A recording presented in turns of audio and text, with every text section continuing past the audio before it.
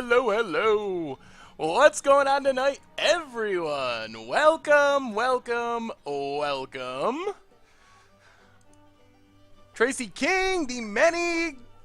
Come get some more. What a punt. 311. Nightbot, of course. Crazy Riss, Annihilator. How's everyone doing tonight? Anna in the Fold, Vicky Kills, Bit You, Wintermaster, Jamora's Gaming, I'm a Slice King, Sably, the Mind Sculptor, so many people. Good to see everyone. I'm doing pretty well. I hope you are all doing pretty awesomely too. I'm really excited for this deck. I think this deck, well, is it going to be good?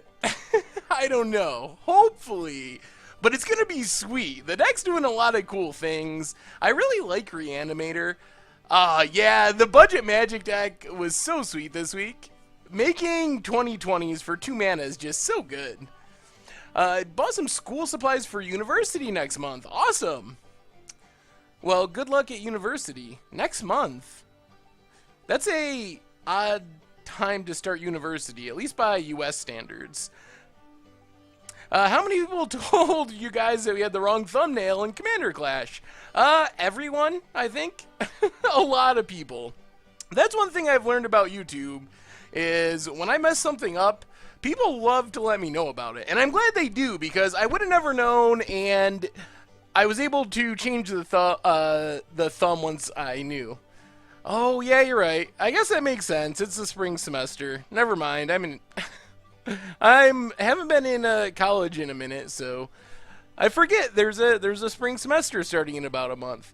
Do we get to see Metallurgic summonings on Thursday? Possibly. It's definitely on my list of things that I want to do, is an upgraded version of Metallurgic summonings. Yeah, that was actually kind of a spoiler, D-Many, because that's a future episode of Commander Clash, has those commanders. What did this deck accomplish? I believe this top-8'd in IQ, I believe.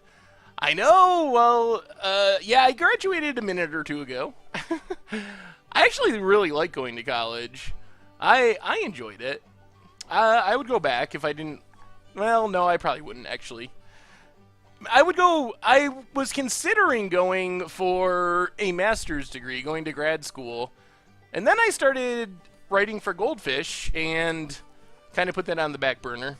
Blue-Black Metallurgic. Ooh, we did Blue-Black Metallurgic in Standard, and it was pretty good, but it was also very grindy. It took us. That was one of the longest leagues we've ever played. Yeah, the Squealing Leeches is pretty sweet. There's some cool promos on Moto, and it's actually the right color for now. I kind of bounced around. I eventually ended up graduating with a psychology degree, but I was a business major for a little while. I started off as a creative writing major, so I bounced around a bit as far as my major. The March promo is actually good. I wrote that big article about F&M promos, and Incendiary Flow is way better than most of the promos we've had recently, so I'm not too disappointed with that one. What do I think about Abzan Delirium Reanimator deck? Oh, that's right, awesome dude. How did it go at GP Denver, by the way? Am I going to do a couple matches with Modern Enduring Ideal? We will definitely play Enduring Ideal. It will either be, it may be the Much Ado About Nothing videos for not this Sunday, but the next Sunday, because it seems pretty popular, but we still have more deck techs this week. But if it isn't the instant deck tech videos, we will definitely play it for, on the stream, if we don't do it for the videos.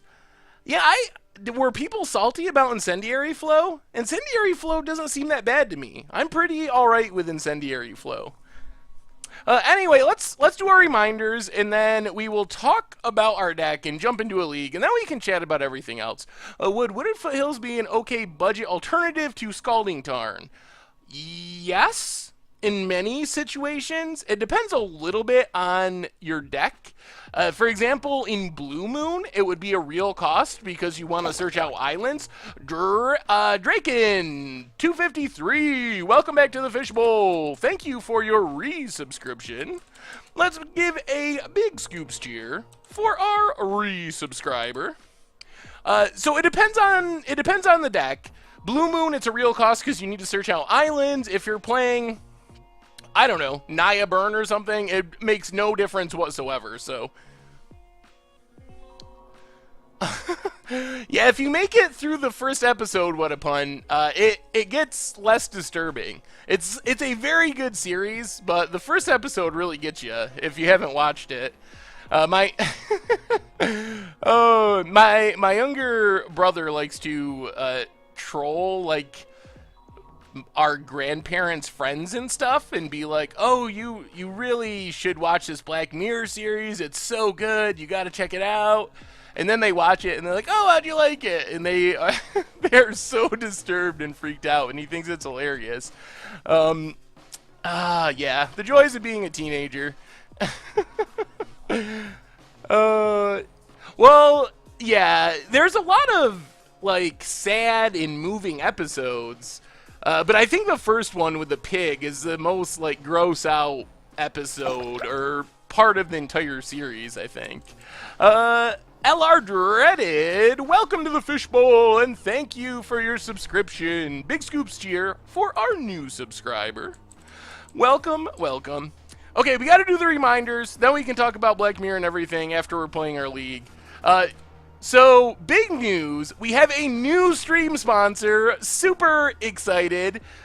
Loot Crate is our new stream sponsor. They are the biggest monthly subscription box for geeks and gamers. So you sign up, you get a box of sweet goodies sent right to your door every month. T-shirts, keychains, socks, a ton of cool stuff. So big thank you to them for supporting the stream. I think the current month box has some stuff featuring Assassin's Creed and Firefly and some Funko Pop stuff. So if you are interested in that, they also have a Loot Anime box that you can get as well, which is all anime related.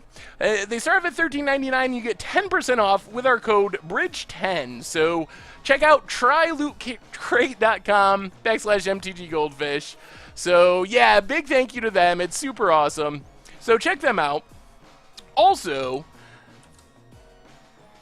if you're looking for old streams, check out the MTG Goldfish Replay YouTube channel. That's where all the old streams go up.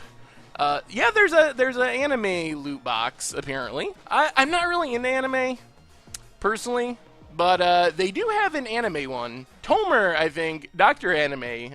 I'm sure Tomer would appreciate it. As far as the donation button, I'm not sure how that exactly works. But hopefully we will have one at some point. And of course, if you want to support the site directly in the stream, tokens, t-shirts, playmats, we still have the deck boxes and sleeves, so check that out as well.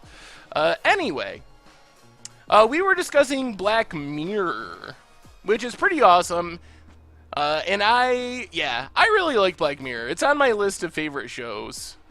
So anyway, let's talk about this deck, then we talk more about other things as we're playing our league. So we are playing Mardu Reanimator in Standard, and I'm pretty excited to test this deck out. So we have a ton of 2-mana discard, actually 10 cards, Cathartic Reunions, Tormenting Voices, Key to the City, also some Lightning Axes, that allow us to discard some fatties. So our main discard fatties we're trying to discard are Combustible Gearhulks and Noxious Gearhulks.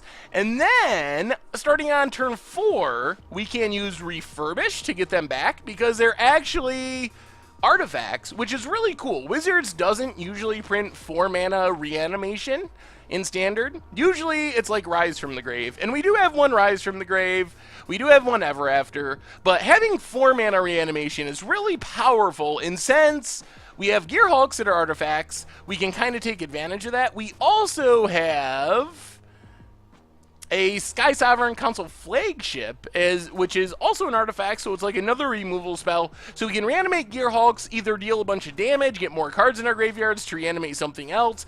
And then we also have the Haunted Dead Prized Amalgam package, so we can kind of do the clog up the board dredge plan as well, while we're setting things up since we're filling our graveyard. And then even a couple Nihiris that we can ultimate and get a Noxious Gearhulk or Combustible Gearhulk or use as removal. So I think this deck's going to be really sweet. As far as the sideboard, we get some removal and discard. Insolent Neonates, I have no idea what the thinking of this is. It's another discard outlet, but I'm not sure what the matchup was that they wanted that for. And then we have even more removals, so basically just overloaded on removal and a couple of harsh scrutinies in Modern. When do we get another spell slinging episode? I think you're thinking of someone else, Sably the Mind Sculptor. Unless are you thinking of Day 9? Isn't it Day 9 that does spell slinging? I don't do spell slinging. Still haven't received the token. So awesome, dude. They were sent out, and then they actually got returned because it said the address was incorrect, and I believe they were sent out again. You could, Richard has the token, so you could drop Richard an email at contact@mtggoldfish.com to double check, but there was a bit of an issue with that, so hopefully they will be there shortly. So we're going to do a league. Let's do friendly, see if we can win some treasure chests. I have not played a single game with this deck, so we'll see how it goes. Would I want to do Christmas from the... What do you want to Christmas? Oh, what do I want for Christmas from the community? I hadn't really even thought about that. We have a new subscriber. Phil loves Ungi. Phil loves Ungi. Welcome to the Fishbowl, and thank you for your subscription. Let's give a big scoops cheer for our new subscriber. Oh, okay, I know what you mean. Where we did the viewer battles, that type of spell slinging. Yes, I don't know why I was thinking of Day 9's YouTube series. Alright, yes. Ignore that. Clue Mill isn't a thing. That's nothing. Ignore. You didn't see that. No, that's just a deck I'm working on. I don't know if it'll even work. It's something I threw together. I looked at the mana base. This mana base looks reasonable. I don't think we're going to have any big trouble with it. So we will do another spell slinging, like, viewer battle stream. I don't really have it scheduled yet, so I don't know exactly when, but we will definitely do another one because it was really popular. 2 and 2. 2 and 2 is reasonable. A deck of the hardest to pronounce cards. Please, no. Luno, welcome to the Fishbowl, and thank you for your subscription. Big scoops here for our new subscriber. Well, this hand is interesting. And another one scratched. Back for the second month in a row. Thank you so much for your resubscription. Welcome back to the Fishbowl. Big scoops here for you as well, scratched. Man, this is so many 6-drops. But it only takes one Cathartic Reunion. We're going to try it. Let's try this. I mean, we have tons of reanimation targets, and if we can find a way to discard stuff, things suddenly get really good. So, Evolving Wilds, go. That is some really good cheering. Impressive cheering, chat. Oh boy. So are we just going to die to like a turn 4 Emrakul? Let's get a Swamp. We're just trusting we're going to draw a Cathartic Reunion right now. Lightning Axe. Well, that's a discard outlet. Oh, yes. Yes. I will fix that. And I also need to move the sponsor's message down a bit. Yes. Get that lined up a bit better. It's hard to tell until you're in an actual game. That's more like it. All right. Yes, yes, things are fixed. Thank you for the reminder. So let's pass the turn. What's up, Stu? That's the question I deal with on a daily basis, Stu. Order out or eat the food I have here. I usually choose to eat the food I have here, or try to, but... What sites do I use for instant deck tech research? So, Azurthorn, many of them come from the Goldfish database, but I also use Magic League results, the Japanese tournament series. You can find results from that as well. So I kind of go all over to find the results. This hand is not working out. Not working out even a little bit. Our opponent's probably going to just turn 4 Emrakul us. And then life is bad. Our opponent's hand is working out. We have 3 lands, and our opponent has...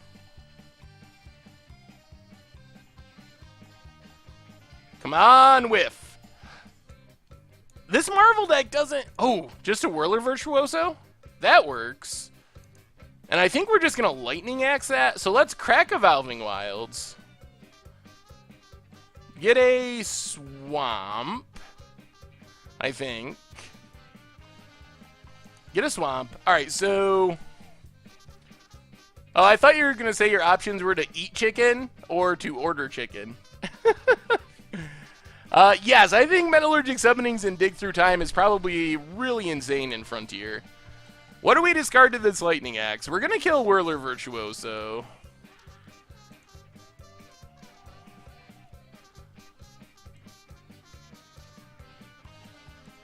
We'll discard a Noxious Gearhulk. Let's do that. Do I think Blue-White will die with Expertise when Aether Revolt comes out? I don't know if it'll die, but it's definitely very... Oh my goodness, deck, Alright, so our opponent's just going to get to activate Aetherworks Marvel over and over again while we draw lands. Whoever said we shouldn't have kept this hand, you were looking to be correct. Although Noxious Gearhulk on an Emrakul is good. And if they steal our turn, what are they going to do? Not much. So we're kind of still in this game, as weird as it sounds. What decks do I plan to make for Frontier? I haven't done anything with Frontier yet. Well, yeah. Luckily our opponent keeps doing nothing with their Aetherworks Marvel. They do keep getting the energy, though. Yeah, so much for the reanimation plan. We're just going to hardcast us some Gearhulks. Opponent passes. Alright, play a Smoldering Marsh, passes the turn. Well, we've been whiffing pretty much as hard, although our hand was pretty bad. Shooter, I 5-0'd a competitive standard league today, but don't see my name on the list. Is it only the first 10 people? So Shooter, it will be there, but it usually doesn't update till the following day, I believe. So I would look tomorrow, and I would expect your name will be on the list. I believe if you 5-0 a competitive league, your list gets published. I believe it's all of them. Yeah, I think a Frontier version of Metallurgic Summonings could be pretty sweet. I think that could be powerful. Is our opponent going to have another Aetherworks activation already?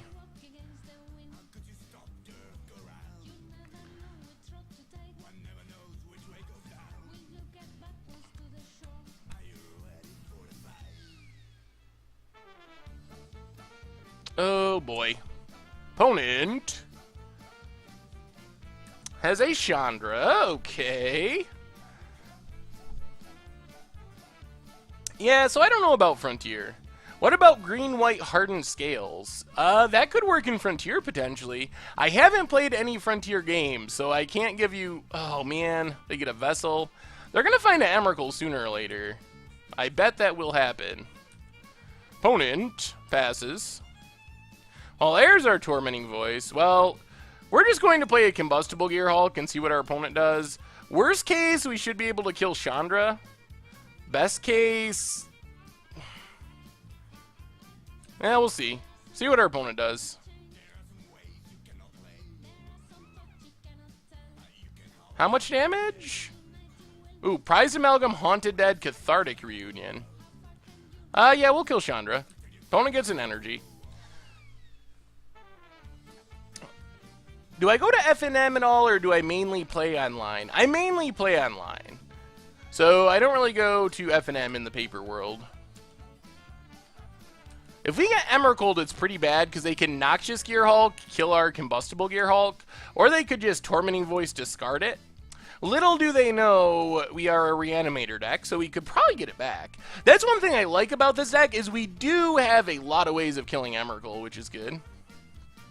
Alright, there's a Puzzle Knot. Opponent's going to be able to activate Aetherworks Marvel, third time. I'm going to do something else first. Alright, Whirler Virtuoso. There's the activation. Do they get the Emrakul?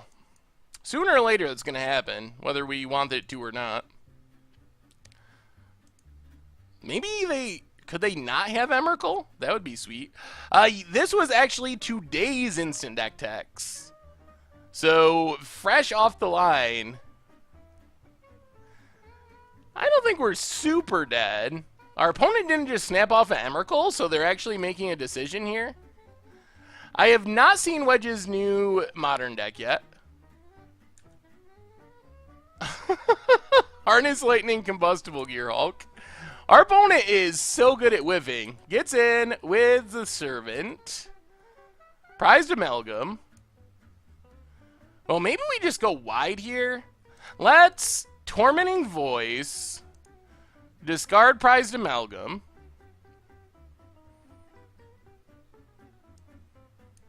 One, two, three, four. Oh, alright. What's the play here? So we can Haunted Dead, get back double Prized Amalgam. They gotta have Eldrazi in there. They gotta be just getting unlucky, I think, with not hitting Emrakuls.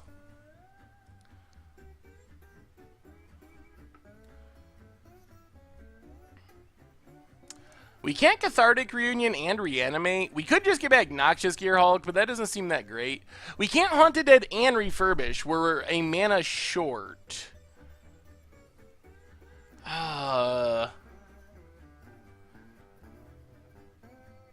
We could Refurbish Combustible. The problem is if our opponent hits an Emrakul, well, I guess we deal with that when we get to it. Alright. So, we'll Refurbish. Get back... I don't know if this is right. Alright, we'll get back Combustible. And this does let us keep up Lightning Axe, which is good. This also triggers our Prized Amalgams. We don't get our Haunted Dead, but technically it enters the battlefield from our graveyard, so... Value down. This deck. So maybe the idea is we just reanimate Combustible Gearhulk until our opponent scumbles to combustible damage.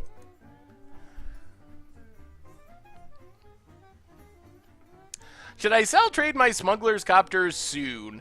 I don't think there's any rush. Woo, woo, woo. They're going to be very good in Standard for as long as they're in Standard, I believe. I think Smuggler's Copter is almost always better than Heart of Kirin, so I don't expect them to fall off. If anything, they could get more expensive. Scumble was an inside joke. I don't know if anyone got it. Who we milled another Prized Amalgam, so we're gonna get back 3 Prized Amalgams. So good.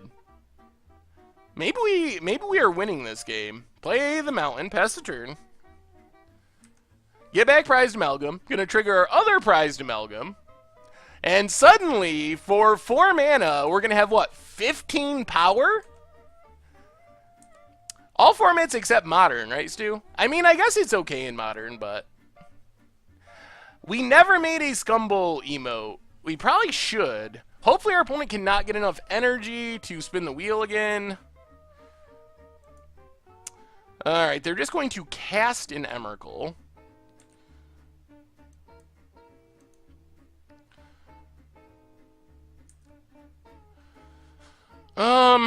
I think this means we got a Lightning Bolt, discard Noxious Gearhulk. Or Lightning Axe.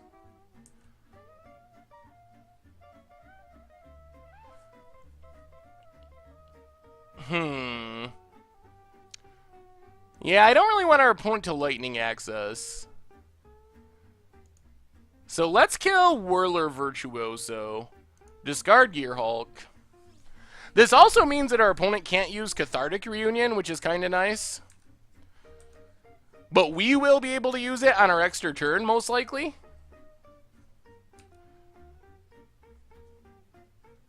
Yeah, I would be down with Seductive Goat emo. Well, I guess our opponent can play the Swamp, so we can't Cathartic Reunion next turn.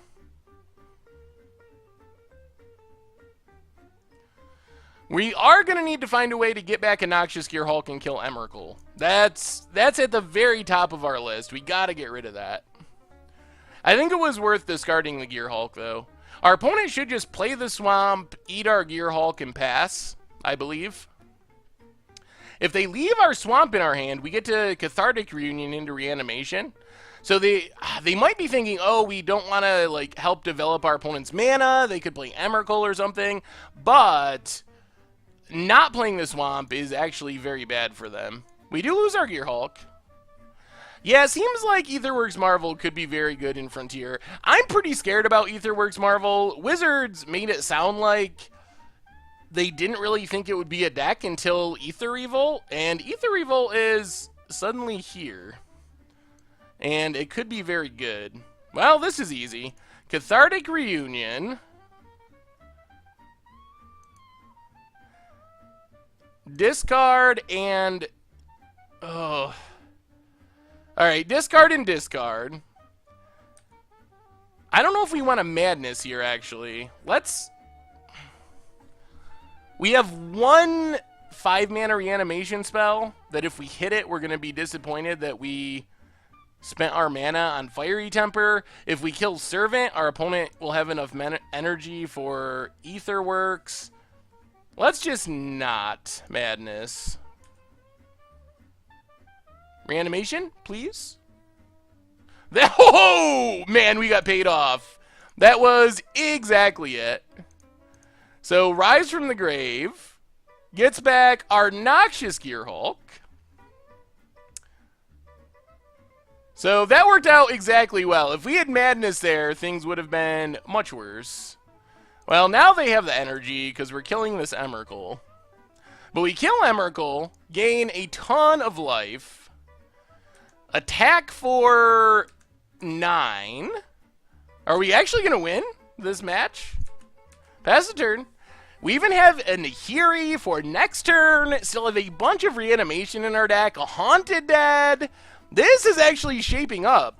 So far, I like this deck. I don't know why we aren't dead already, but I will take it. Opponent's going to get the Aetherworks Marvel activation. Even if they hit another Emrakul, though, how bad is it for us? What's up, 595902413? So there's Marvel. Do they get Emrakul again?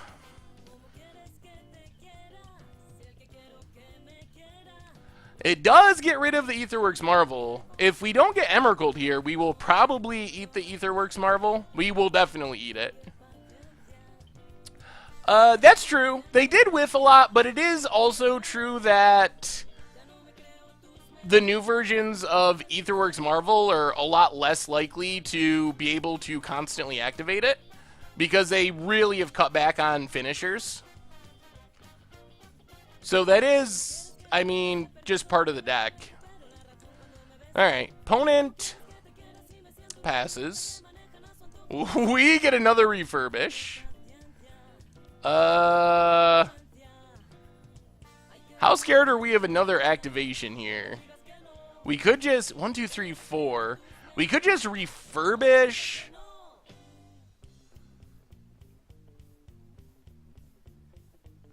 Wait, what did I do, Stu?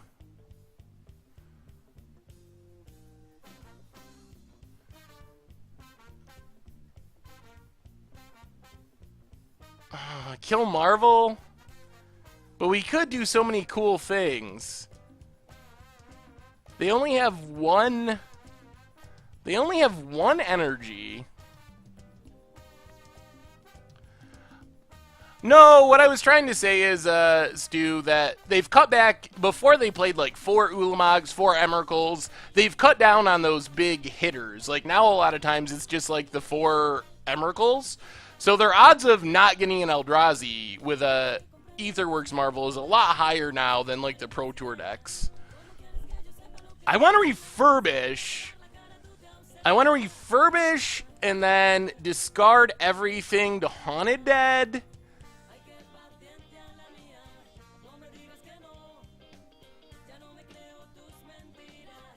Because they can, there's a good chance they're just going to cast an Emrakul next turn, is what I expect is going to happen. Because they can Vessel, find an Emrakul, they can just cast it.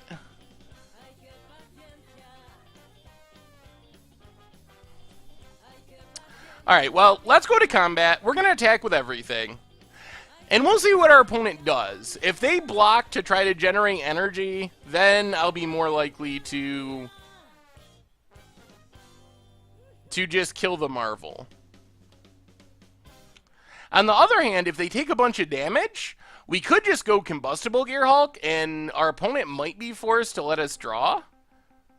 Although, if they Emrakul, that's probably not good anyway.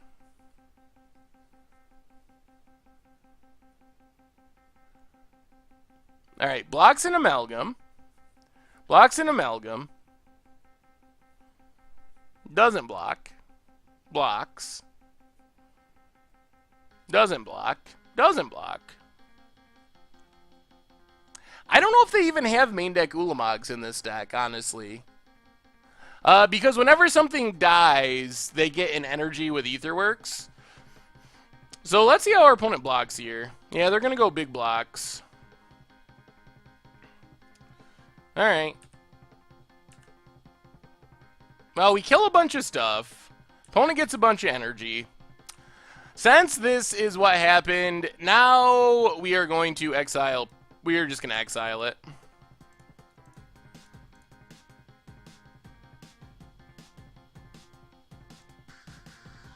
So, Nahiri.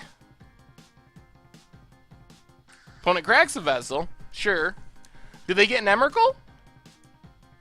They did not get an Emrakul. Their best... Did they get nothing? Did they just whiff? Harness Lightning, Attune, 2 lands. Wow, we are getting lucky. Alright. Opponent whiffs on their Vessel. Our opponent has been whiffing like crazy. We get rid of Aetherworks. Pass the turn. Oh, okay. This is Steve Rubens. Alright, that makes sense. Feeling like we're in alright shape. Even if our opponent Emrakuls us, I don't think it's the absolute end of the world. Not necessarily, at least. At 31, that's 3 Emrakul hits we can live. And we're going to have all 4 prized Amalgams, potentially. There's Emrakul.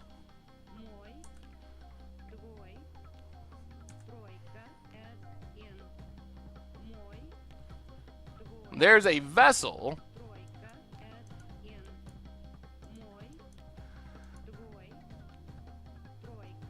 So we probably just discard our hand here, I assume.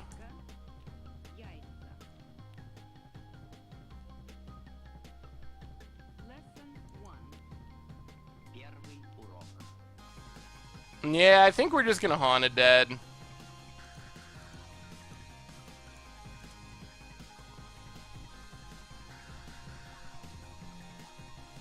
We still have more reanimation we can draw into.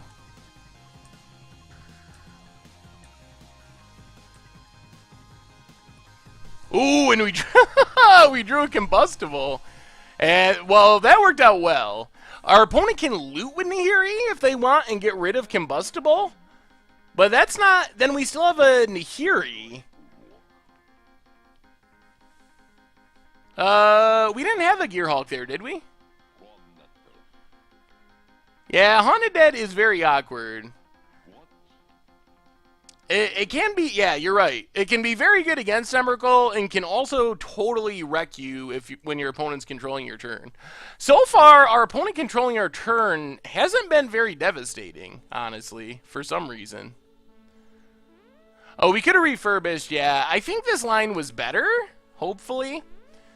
I'm expecting our opponent to kill some stuff, probably tick down Nahiri to exile a prized amalgam. But then we just Combustible Gearhulk. And sooner or later, our opponent's going to have to let us start drawing or risk just dying. Whoa! Okay. Sure. I don't know about that line.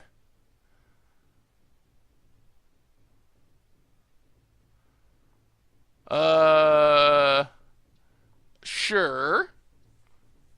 Oh, wow. Wow. Okay. Well, that was awkward. What our opponent probably should have done there would be to attack with something else and then exile that with Nahiri rather than their vessel. Our opponent has to return our prized amalgam. Well, our opponent's maybe just learning the deck.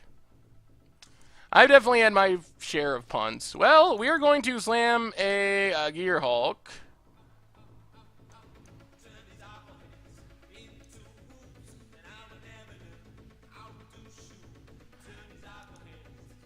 Yeah, slam a Gearhulk, see what our opponent chooses. If they take the damage, they could just die. Or not. They only take a bit of damage.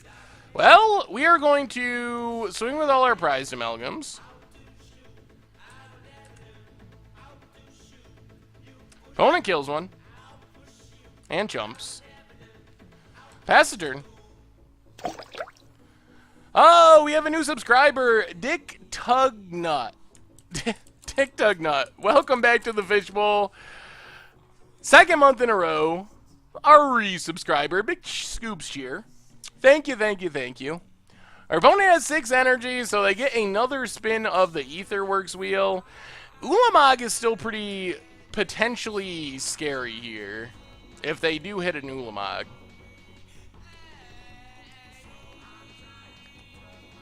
Man, our opponent has had, what, 4 or 5 activations of Aetherworks? And we're still staying alive. Our opponent's been helping us. Another Ishkana. Okay.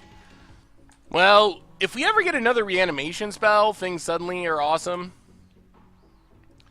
Ooh, opponent gets in with Emrakul. There's Refurbish. Well, things got easy. So we attack with everything. This is going to get our opponent a bunch more energy, unfortunately.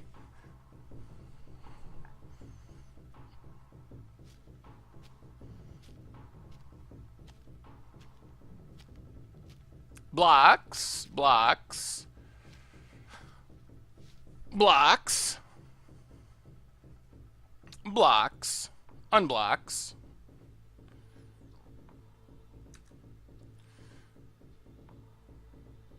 Uh-oh. Alright, Harness Lightning, sure. Kills one of our prized amalgams, takes 0. Gets an energy. This deck has been crazy. Gets another energy. And now we refurbish.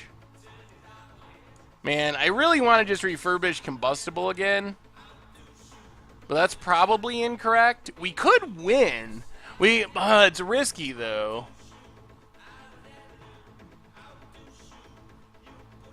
It's probably safest just to get back a Noxious Gearhulk along with our 3 prized amalgams.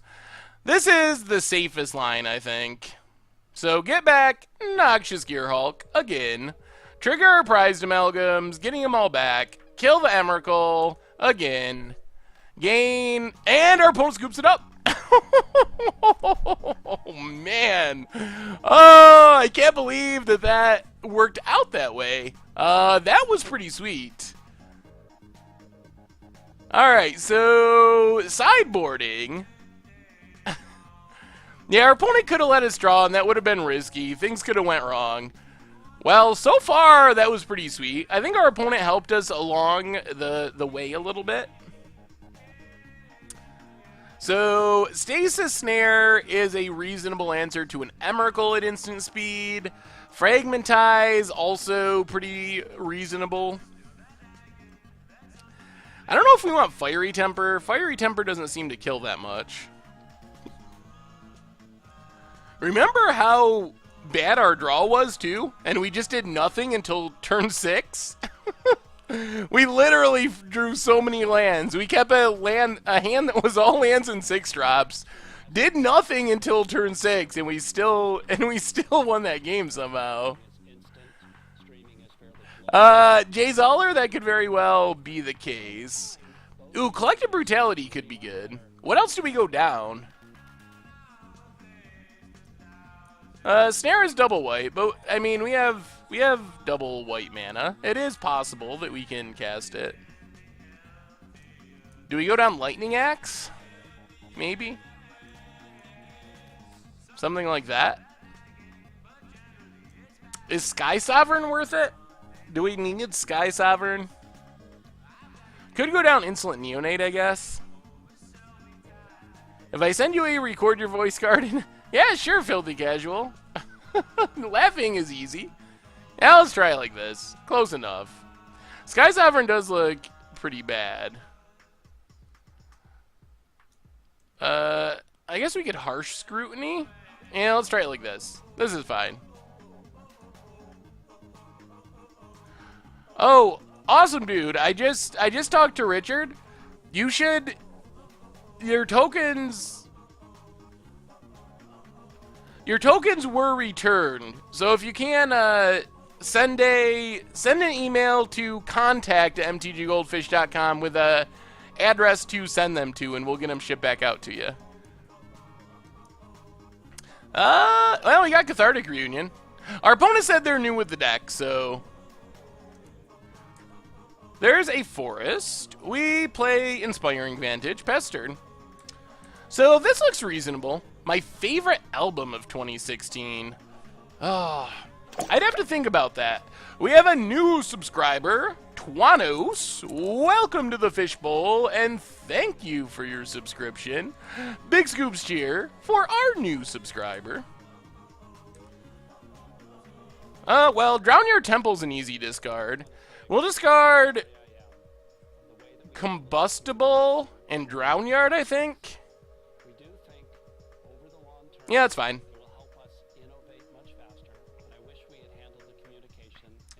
Start cycling through our deck. There's a Fragmentize. Well, Fragmentize means we can limit our opponent's activations to 1, which is good. How do did I send you my mono red Tron stacks? That does not look familiar or sound familiar. So I don't think so. All right, let's just pass and get back Drownyard Temple here. And then we can Rise from the Grave Combustible next turn if we're not killing an Aetherworks Marvel or dying to an Emrakul. All right, so get back Drownyard Temple. This works. So up to 5 lands. Play a mountain. Actually, maybe we just Nahiri here. That might be better. I think this is better, actually. Because then we get a prized amalgam in the graveyard.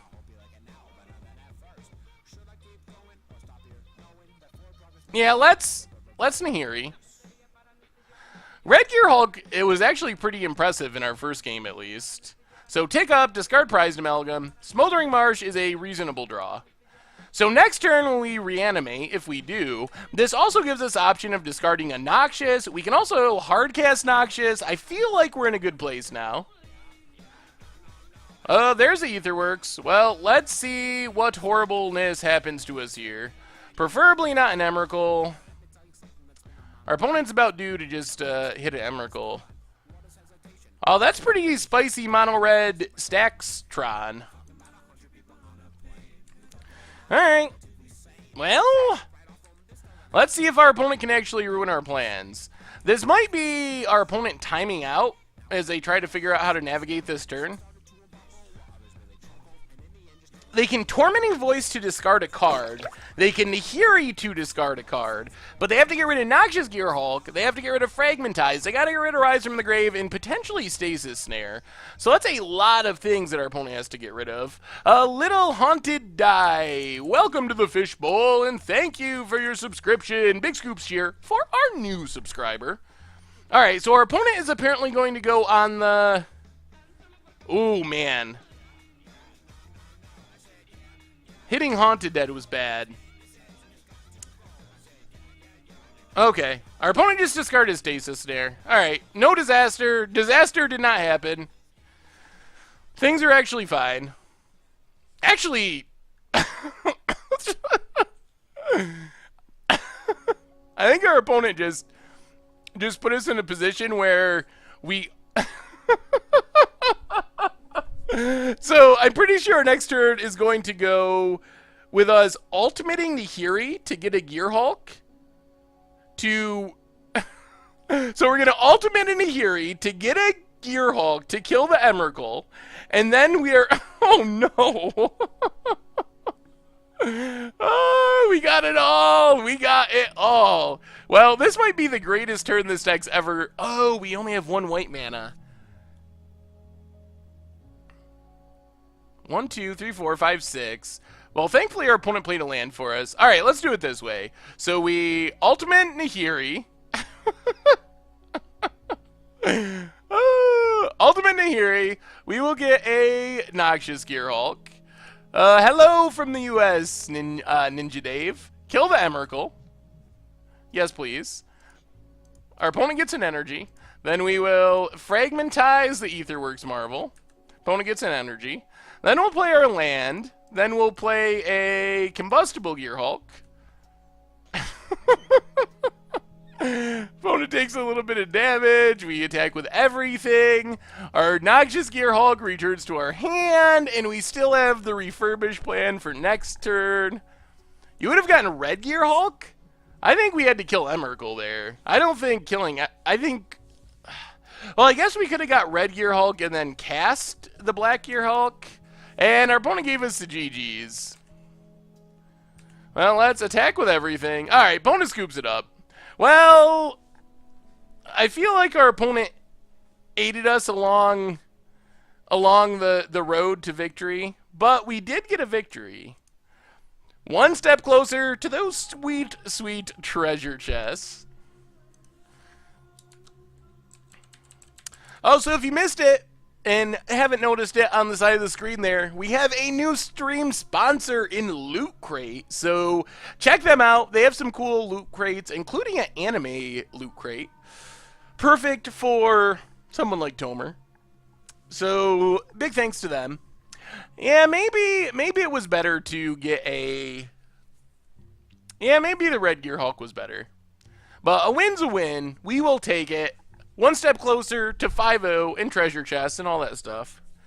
Ooh, I actually kind of like this hand. I mean, it's not great, but I think this is fine. Double Prized Amalgam means if we ever hit... If we can draw into... that's a Nahiri. Alright, let's just Evolving Wilds go. So Double Prized Amalgam means Haunted Dead could be really good. I am a huge fan of Vintage Cube, but everyone else is playing Vintage Cube. There's a Looter Scooter. See ya, Death That Who Smiles. Death Hat. No, Death At. See you on Thursday.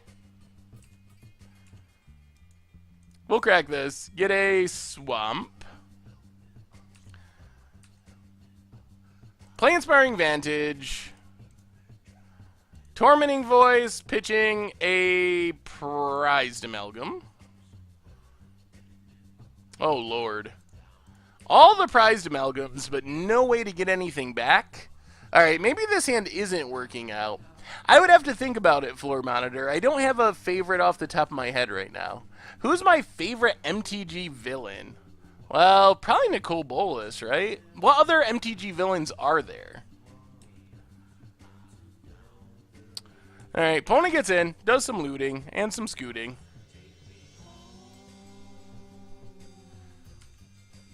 And not feeling as good about where we're at now. Down to 15. Opponent. We have a ton of removal in our sideboard, though, that should be good in this matchup. We can go, like, full-on control. Don't do that, Jay Zoller. Oh, yeah. Yeah, this isn't going to happen. I don't even know if we have anything. Yeah. We might just scoop here. Play Evolving Wilds past the turn. Bob Bolas. Oh, we're in such trouble. Memnarch, all right, Tezzeret.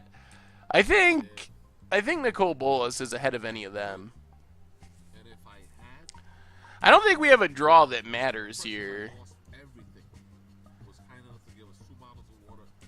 So we should probably just scoop, I think. I don't think there's anything we can draw.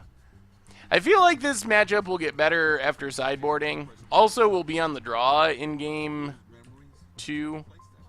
Haunted Dead, that would have been sweet earlier. So, yeah, that does it. Well, that was a quick one. Our opponent just kind of ran us right over. The first deck I ever built was, and it's kind of fitting, I had no idea that I would ever do Magic content or Against the Odds or anything, but it was a Eon Storm deck that was trying to, it was like an Against the Odds deck. Maybe I will do a special edition of Against the Odds. I don't even know if I can remember every card of it. But do a special edition with my first Magic deck, which was like Eon Storm and like energy chambers and things to like get charge counters on stuff. It was super janky. And then trying to shoot the opponent down with Eon Storm. So that could be a good special episode of Against the Odds. Speaking of Against the Odds, tomorrow's episode is sweet. We finally get to play Saheeli in Modern, and it's pretty awesome. I'm pretty excited about it. And then this weekend, this was a good week of videos, I think. We got Saheeli for Against the Odds. Coming up on the weekend, we have Coco Walls for Much Brew. And we got to play Metallurgic Summoning. So I got to play a lot of decks that I enjoyed this week. Crispy724, welcome to the Fishbowl, and thank you for your subscription. Big scoops here for our new subscriber.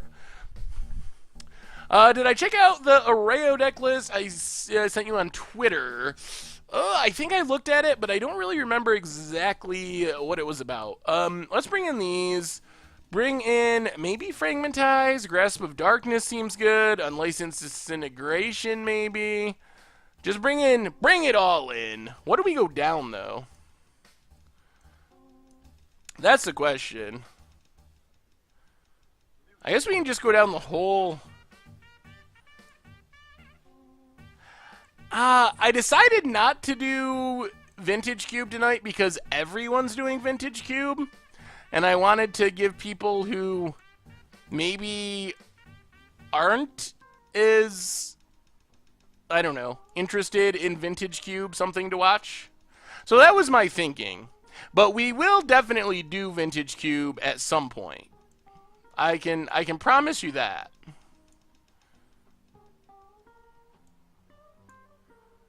Brickhouse Games, thank you for the host.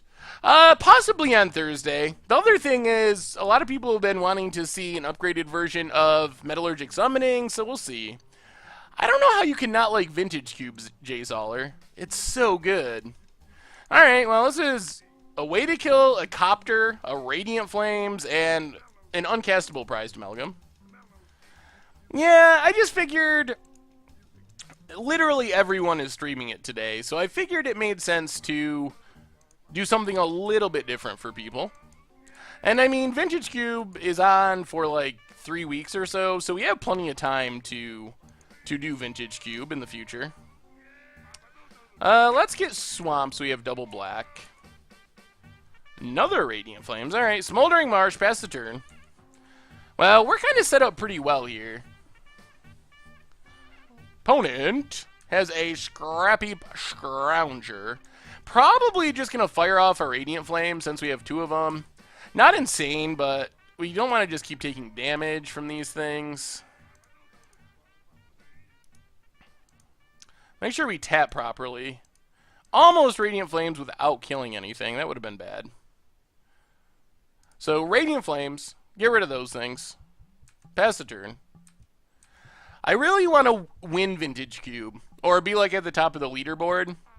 And I think I could. I'm pretty good at Vintage Cube. The problem is, I just don't have as much time to draft as I used to.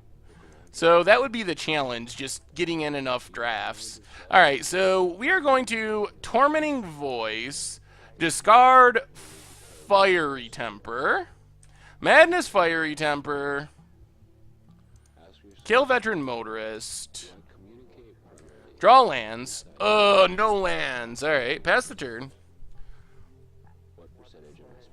Concealed Courtyard, Thraben Inspector.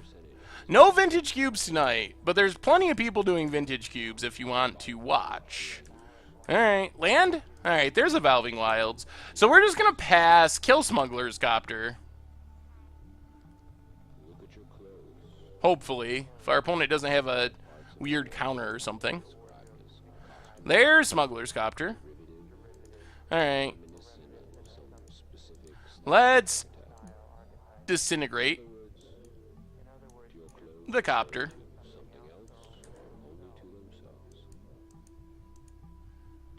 Sax the clue. I would love to find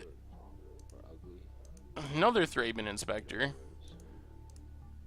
I would love to find another way to fill our graveyard, a Cathartic Reunion or something, or just lands. Either of those are pretty sweet. We don't really need double white. We have double red, double black. Yeah, we'll just get a plains. That's fine. Yeah, we're kind of the control deck right now. Alright. Well, Smoldering Marsh is fine. I think if we just draw an untapped land now and start playing Gearhulks, we should be in really awesome shape. Hey, see you, Tracy King. Good luck on the finals. Opponent gets in for 2. We still have another Radiant Flames. Ooh, Cultivator's Caravan. A little annoying.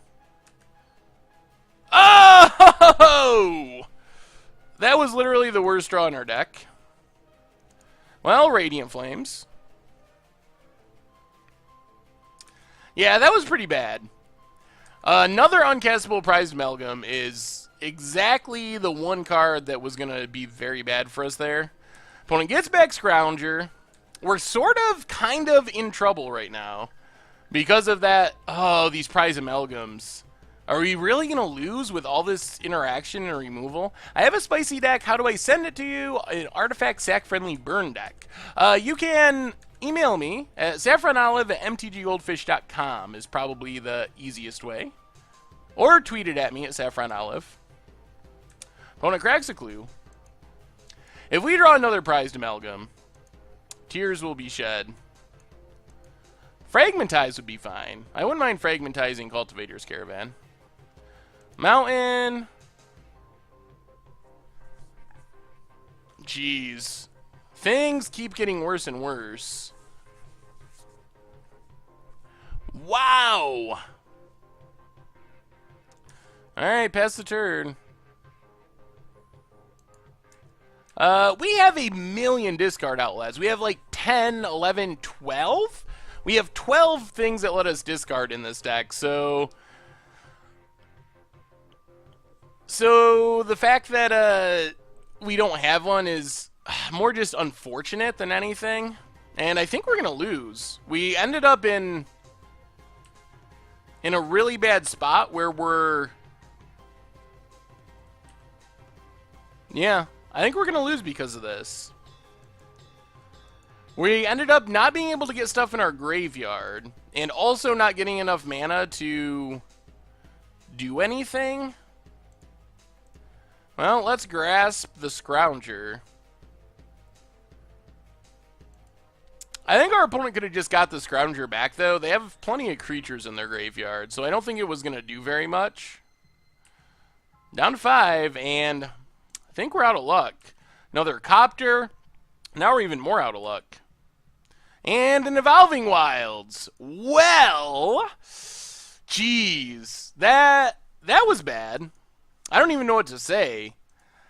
I feel like we had every tool we could possibly want to win that match. I don't know if that would have helped. Scrounger enters untapped. It does, yeah.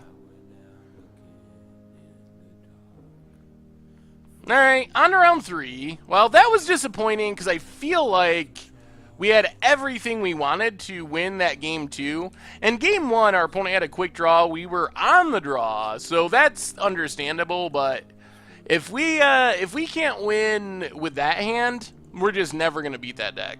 Because that's as good as it gets. Well, we're going to keep this because if we can just... Oh, no. Alright, to the bottom. We basically need any land. If we get any land, this hand is insane. The double prized amalgam hand. And Tormenting Voice enables it. What's up, Mean Pork? So, any land and we're in great shape.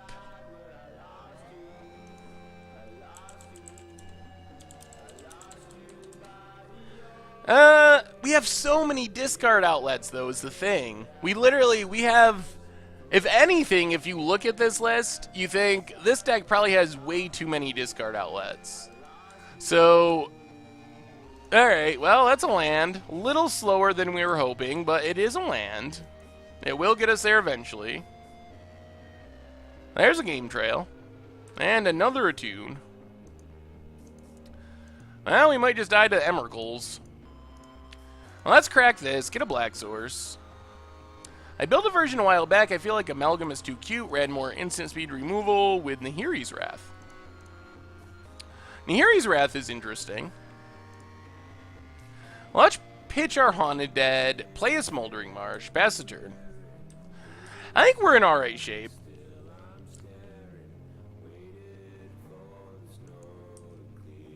And we're doing alright. We got our lands here. We don't have white mana, but things are shaping up. We get back all our prized amalgams. If anything, we had really good luck in the first game. Also, our opponent was just learning their deck, so our luck was better than it needed to be thanks to that. Emotes tend to be left-handed. I did not notice that. There's Electrostatic Pummeler. Well, that's Haunted Dead. Pitching 2 prized amalgams. Question is, do we just try to kill this right now? Blossoming Defense does save it.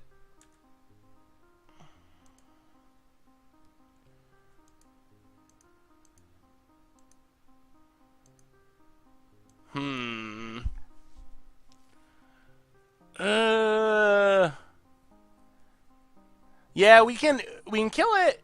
They have 1 mana up, though, which makes me think... I mean, they didn't play it last turn. They went an extra turn. Left up the mana. It's got to be a Blossoming Defense. I'm going to pass. We have a bunch of blockers.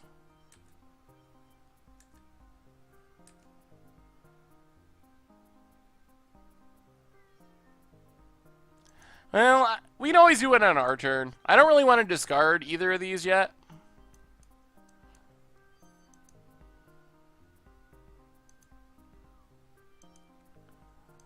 Alright, now we'll go. I don't mind discarding Combustible. So, we'll try to kill it. Discard Combustible Gearhulk. There's a Blossoming Defense that we knew about. And I guess we just pass the turn? Try to block? We are very possibly just dead here. Yup, there's a larger than life. And we're dead. Alright. Well, not much you can say about that other than that's kind of the nut draw. I mean, if you could draw up a hand where this deck wins every time, it's probably exactly this hand. So the good thing about that deck is it is fairly fizzle prone. So it does lose to itself a decent amount of the time.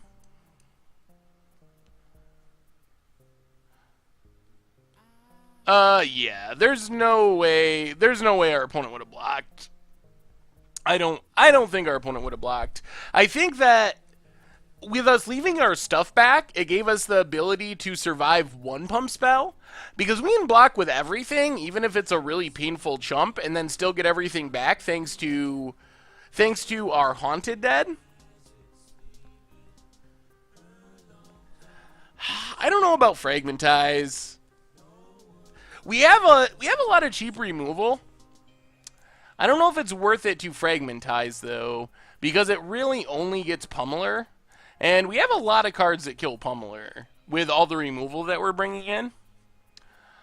Harsh Scrutiny, there's probably an argument for that. Although it's definitely possible it whiffs a decent amount. I guess we still scry. We'll see if we have room. We can go down, I think Ever After is a bit expensive.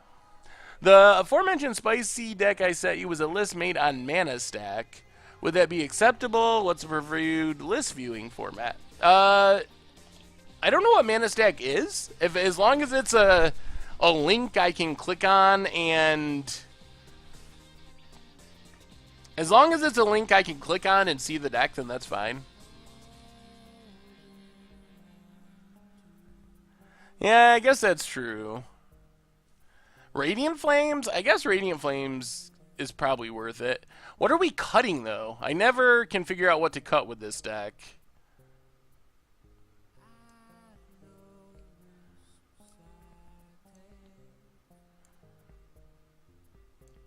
We're running out of time.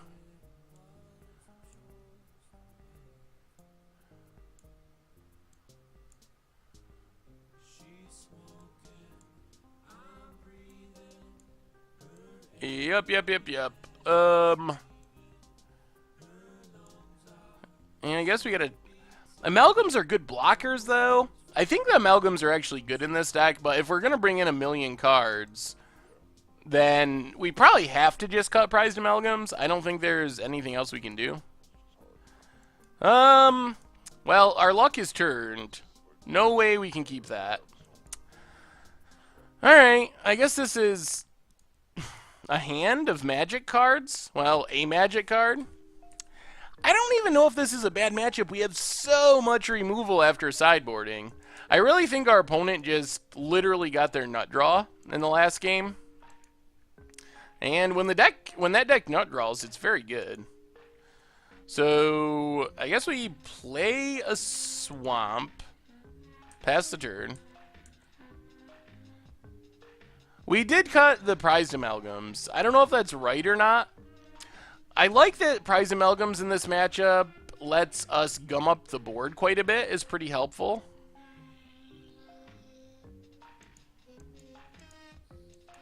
The other problem is it's going to be hard to crew Skyship now, which means we might be discarding it. There's a Long Tusk Cub. We might just have to kill that, unfortunately. Key to the City.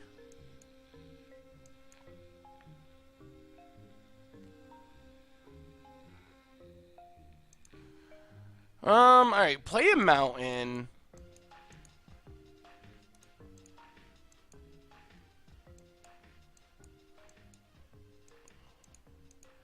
Reunion, discard Sky Sovereign, and Maybe we just key. Maybe key's better here. We play key, discard.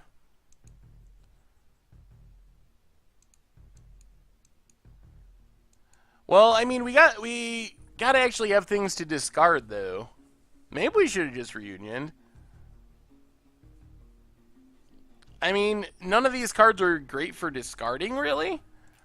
But, okay. I don't know if...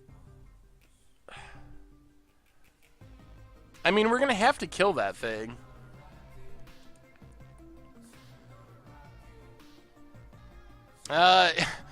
You'll hit a land is famous last words with Cathartic Reunion. I know this from playing the Teamer Summonings deck. When you say, oh, you'll hit a land, yeah, sometimes, but not always. Alright, well, let's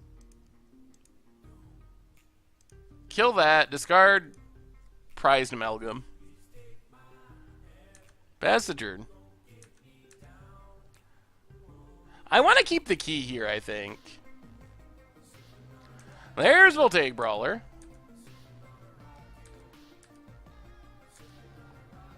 There's a Refurbish. Alright, well, I guess we're doing that. So we are Smoldering Marsh, refurbishing our Sky Sovereign. Unfortunately, it's not going to trigger our Prized Amalgam. Awkward. But it does kill Voltaic Brawler. I like Key. I think Key is actually pretty good. Opponent's passing. Well, let's Cathartic Reunion. Now we'll discard Key. Hopefully find action. Alright, play Inspiring Vantage, pass the turn. Also awkward, now we got a Gearhulk in hand that we can't really cast. There's Bristling Hydra. Well, I guess this is good. If we draw lands, it's good. At least we make our opponent use their energy. I mean, we might as well do it. And then we can chump and get it back again with Refurbish, get back Prized Amalgam. So this is kind of working all right. This is a list that won, or top 8'd a SCG IQ, I believe. So, that's what it's based on.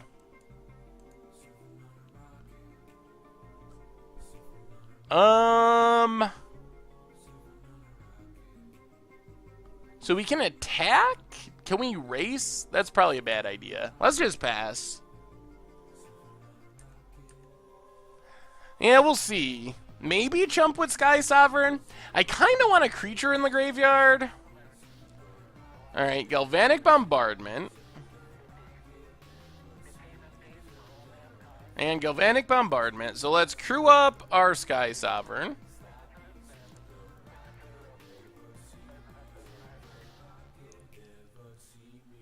Gearhulk down. Luckily, this works out, because we really want to refurbish the Gearhulk. If we refurbish the Gearhulk, that also gets us back Prized Amalgam. Refurbishing Sky Sovereign does not. So this is potentially ideal. We're definitely snapping off a block here if our opponent attacks.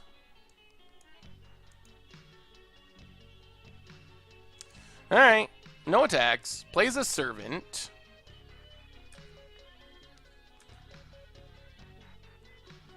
Alright, let's Harsh Scrutiny. See what's in our opponent's hand. Gonna whiff. I know it. Here's the whiff.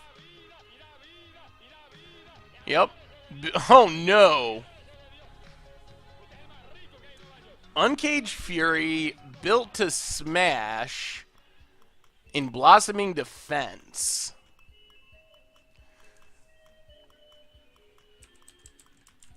Uncaged, built, Blossoming. This deck had become so popular in my local game store, had 4 To the Slaughters. I mean, it makes sense that it's popular. Oh, I like Cathartic Reunion, but we don't have anywhere near cards to discard. So let's put Cathartic Reunion to the bottom.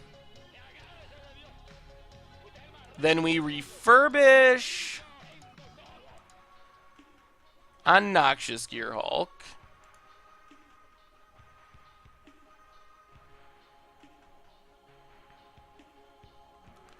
So, wait, we're dead if we don't chump block. So we just have to kill Servant here. Kill Servant. Get back Prized Amalgam. I'm pretty sure we're still just dead.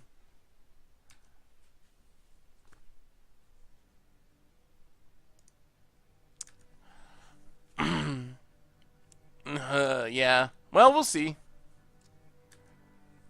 The problem is we're just in this awkward chump blocking mode, and we don't have a real way to kill this Bristling Hydra. Unless our opponent gets rid of their energy somehow. And we would have a chance if we could have been attacking, but we can't really attack because we gotta leave up a chump blocker or we just die. So, all around. So we gotta block with Noxious Gearhulk.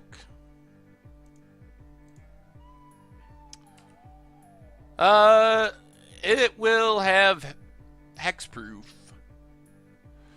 So you can't really...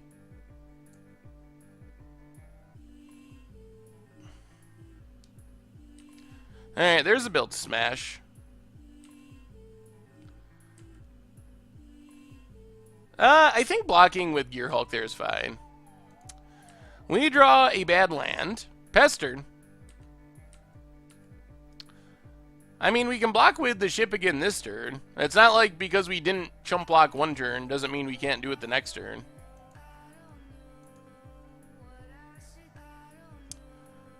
And there is the game, I believe. Maybe we're not just dead. We might go to 1? I haven't actually counted yet. Opponent peels a trample spell. Kind of disappointing. There's not many cards that give Bristling Hydra trample in this deck, but that is the one.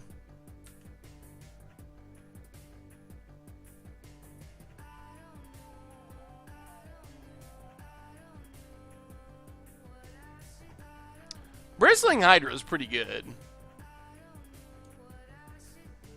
Definitely a very strong card. I think energy is maybe better than people expected. That's odd. I do not know why our opponent did not kill us there. We're drawing the good old Radiant Flames. Well, thank you, Cullen. Welcome back to the Fishbowl. Our resubscriber, 2 months in a row, says, Mucha Brews are great. Cullen W, 2001. Let's give a big scoops cheer for our resubscriber.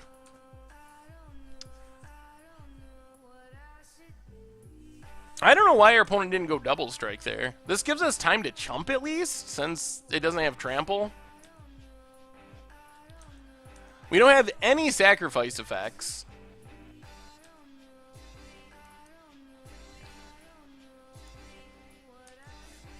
And, yeah, we just don't have many relevant cards. Well, this has ended up being disappointing. The deck seems super good in game 1. And then we lost a disappointing round last game, and it looks like we are about to lose right here. There's Uncaged Fury. So 12 damage. Are they going to Blossoming Defense? Yup, and that's the game. Hey, good to see you, Average Toaster. Well, I don't know. Maybe there's a reason people haven't been tearing up the tournament scene with Mardu Reanimator. I'm so disappointed because we started off well in our first round, but it kind of feels like we just don't have the ability to fight some things. This deck is really good against control. I play Grixis and have never beaten it. Well, hopefully we run into some control matches here. Coconut Coco Fang, our resubscriber. Welcome back to the Fishbowl. Big scoops here for you.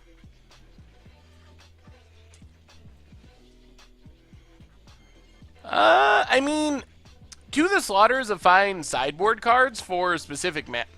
Also, I will also say that our luck has not been very good.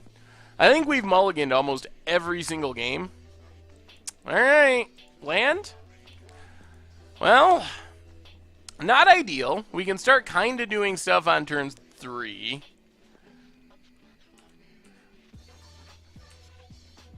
Cullen W? How'd I murder that? Port Town for our opponent, and Thraben Inspector.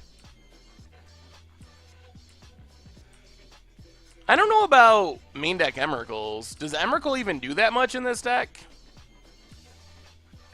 Alright, in before this Cathartic Reunion getting countered and us losing the game on the spot.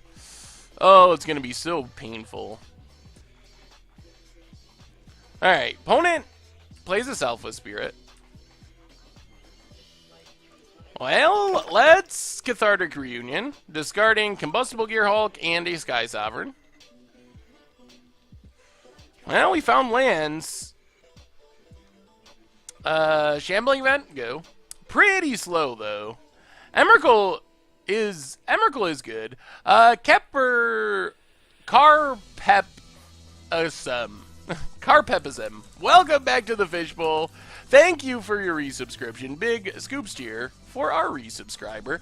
What about one Emrakul? Yeah, I mean, one Emrakul would be fine. But it doesn't really work with the reanimation plan that well. Oh, we were dead to the Hydra. It was a nearly infinite amount of damage. Well, let's Tormenting Voice, discard Combustible.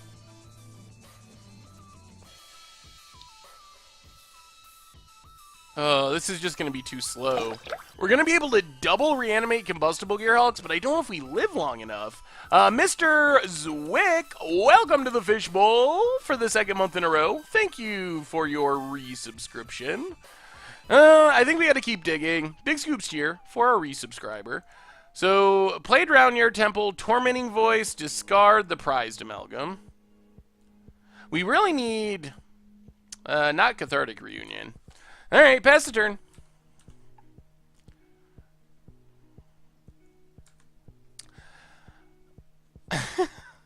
That's true, we could drop red and white and add green. Alright, there's a Looter Scooter. Whoa! Our opponent misclicked and did not attack. Maybe they were pre-ghosting and knew we were going to draw this Nahiri? Well, let's play Nahiri. Opponent is going to Spell Queller. Play Evolving Wilds, pass the turn. Well, we are about to double reanimate a Combustible Gearhulk, potentially. Is that going to win us the game? There's a Gideon. Well, actually, well, no. Our opponent can sack the Selfless Spirit. Looking like it's going to be a bit too slow. What's the good matchups for this deck? Probably control matchups would be reasonable-ish. So we take 1,000,000 damage, down to 8. Are we just dead? The answer is most likely yes. We will grab a... doesn't matter, Plains, I guess?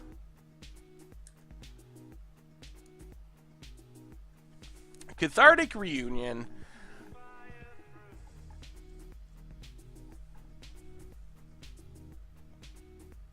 Well, yeah, it doesn't save Gideon, but Sky Sovereign also doesn't kill Gideon. So we're going to reanimate 2 Combustible Gearhulks, and then we're taking... and then we're dead in the air. We can reanimate... we're dead if we reanimate 2 Gearhulks. If we reanimate Sky Sovereign and Gearhulk, we only have one blocker, and our opponent sacks this, so I think we're still dead. We block Gideon and die. Yeah, I think we probably just scoop here. You can put magic links in the chat. What about Gearhulk? Sky Sovereign kill? Yeah, if we could actually kill Spell Queller, it would be worth it, but no matter what we target, our opponent's just going to save it with Selfless Spirit, and then we die. Oh, and Ever After can't even get it. Yeah, you're right. Alright, let's scoop. We're dead on board, and there's not really a reason to show our opponent our cards if we're dead on board anyway. Well, deck. Yeah, it's not our refurbished, so you can't actually get it. Yeah, I don't know if Panharmonicon's a problem. Our problem hasn't been winning after we resolve Gearhulks. Our problem has been being dead before we do it. Well, I mean, our opponent, though, gets the choice. So our opponent's just like, okay, draw 6, swings back with all their creatures, and we die. So that was the equation there. Sky Sovereign has not been impressive in this deck. I don't think that Sky Sovereign necessarily has a place in this deck. Also not a fan of Ever After. It's just so expensive compared to our other options. I'm really not convinced that Ever After is better than Rise from the Grave, especially since Rise from the Grave can get opponents' Gearhulks. Nihiri is like a removal spell, and it does get Spell Quellers and stuff. It also gets Spell Quellered. I guess we can go down Nihiri's. Go down a Key to the City, and we're going to lose if we try to Cathartic Reunion. We can bring in the Grasp, I guess. Try to be essentially a control deck. No white Gearhulks. No. I mean, I guess you could try it in the sideboard, but white Gearhulk is, I don't know, has not really worked out so far. Well, I think we have like the cheapest removal in Standard pretty much. It's in our sideboard, but Mecha Titan Reanimator version 2.0. Looks a lot like this deck. Very similar to this deck. Nihiri's Wrath is a cool idea. And yeah, it looks pretty sweet. It looks actually a lot like this deck. Well, we have discard. We have a Radiant Flames. The problem is, Selfless Spirit is so good. Selfless Spirit is the card that makes everything so difficult. So let's Smoldering Marsh pass the turn. Wizardry Foundry is still around and doing deck boxes and stuff, but they're no longer sponsoring the stream at the moment. But we do have a new sponsor in Loot Crate, so make sure to check them out. For like $13.99 a month, I think they start out at. You get pretty sweet stuff sent to your house every month. Alright, let's just Inspiring Vantage and... Oh, we don't even have anything good to discard. I'm not gonna Cathartic Reunion. Let's play Key, Pestered. Aetherflux is a pretty sweet combo deck. Would Thought Knot be good, or a one-of Demon of Dark Schemes? Thought Knot is a very good card. It's going to require us reworking the mana base. So that is a concern.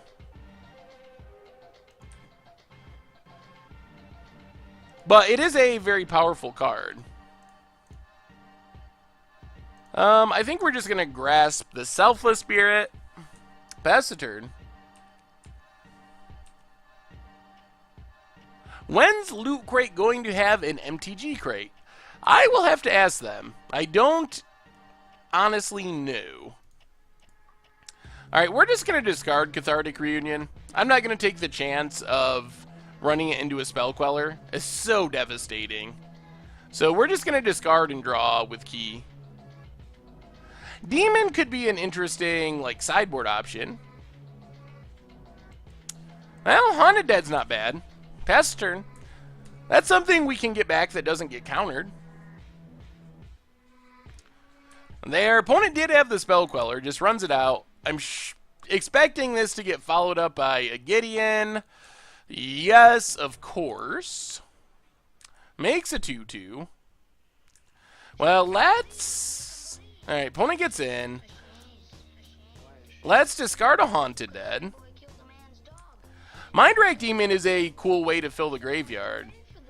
I think the difference with this deck is it's looking to start reanimating on turn 4, which makes it a little bit harder to do that.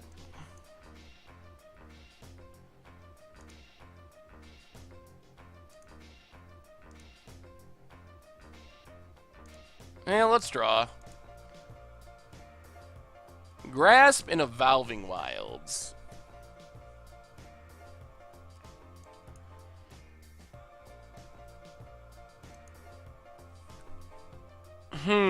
That's true. If you never cast anything, your opponent can never Spell Queller anything. Yeah, we're not in great shape. No prized amalgams to get back with our Haunted Dead. So much damage coming across. Avacyn's being ready to come down. Well, let's Tormenting Voice. Pass the turn. Yeah, well, no treasure chest tonight by the looks. This deck has just been getting absolutely crushed. Oh, opponent has another Gideon. Jeez. Alright, Gideon everywhere. Makes a 3-3. Gets in 4-6. Okay, awesome, dude. I will pass along the message.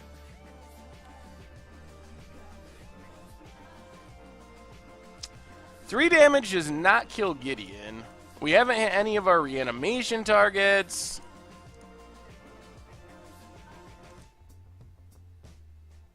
All of you go ahead and eat. I'm going to lie down. Yeah, we're very dead here. I mean, I guess we can just clear the board, but that doesn't get us anywhere. Alright, but we'll do that. So, Radiant Flames.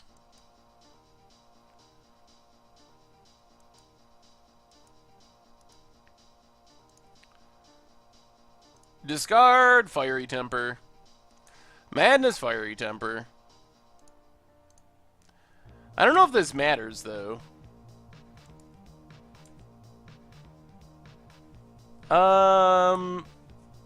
Tapped out in blue. I think her stream is the same as her Twitter. Like, I don't remember. It's like E something something T something something EG. I don't remember. But it's her stream name is the same as her Twitter name or Twitter handle. Opponent makes a knight, plays a Smuggler's Copter. And passes. Key, untaps. I mean, I guess we draw a card. I don't know if anything we do here matters. Get a swamp, get another land. Tormenting Voice, discarding the Smoldering Marsh. And opponent has a negate, and we play a swamp. Pass the turn.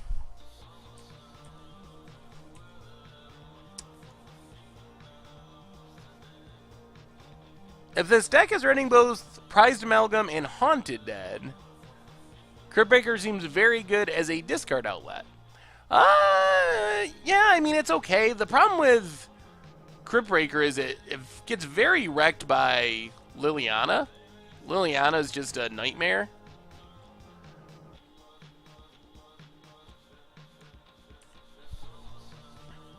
I guess we could draw... I don't even know. And at this point, like, Does drawing something even do anything? That's kind of the question. Like, how good is anything at this point? Opponent most likely has Avacyn.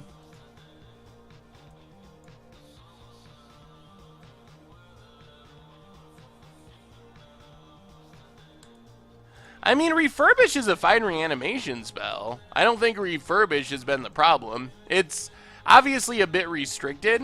Oh, yeah, I mean, we're never going to get Reanimate again. That's very true.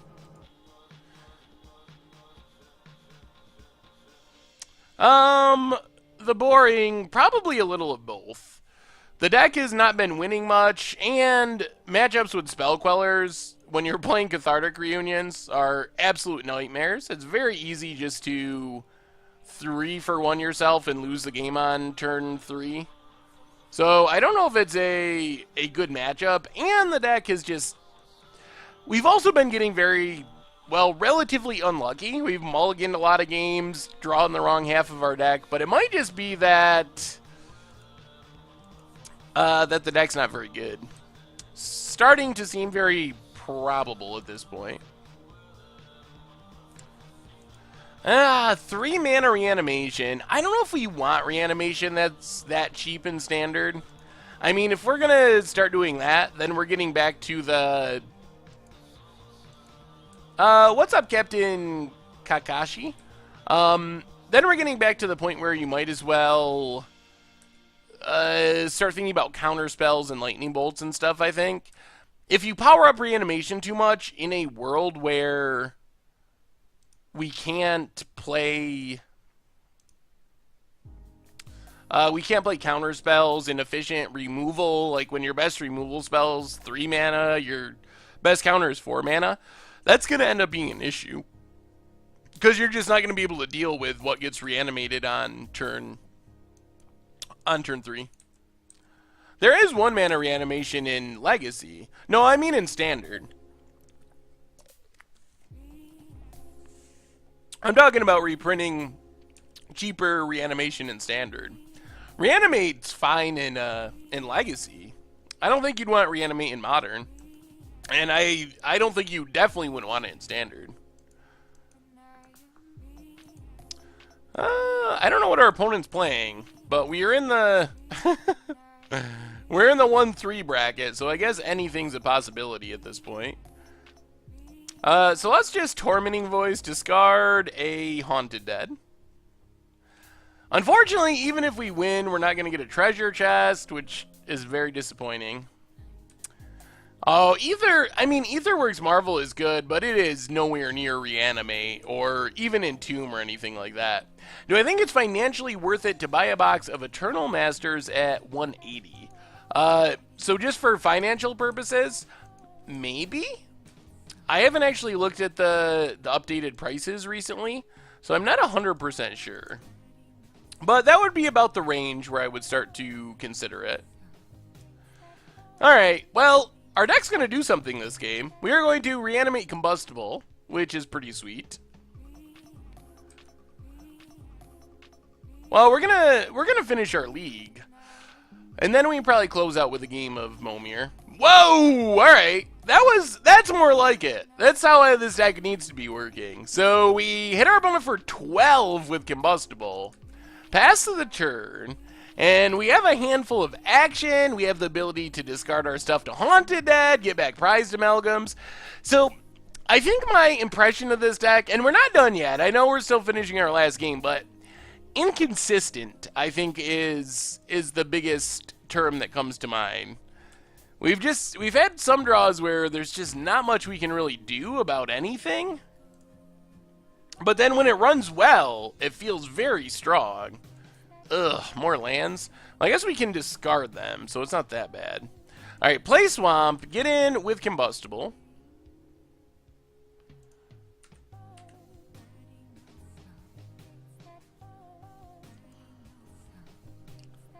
So Wedge just put up a video talking about Frontier, and I think everyone should take the time to watch it after the stream. Well, I have not seen Wedge's Frontier video yet. I plan on watching it at some point.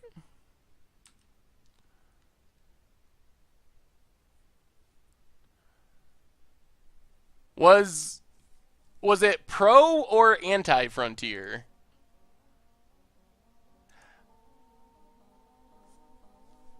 I think I'm going to write an article about Frontier at some point.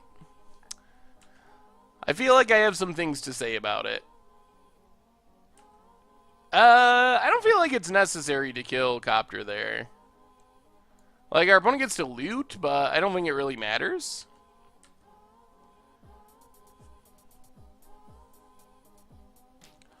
And our opponent scoops it up. No lands. I don't even know what our opponent's playing exactly. Is this like the white-black Fabricate type deck? If so, probably Radiant Flames is the way to go. Go down a Key to the City, an Ever After, and a Combustible Gearhulk. Try it like that. Well, I mean, I agree with that. I agree with the statement.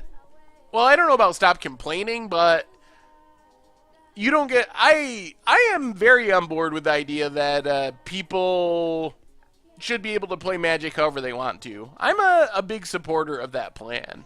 So if people want to play Frontier, they're more than happy. I'm more than happy to support them.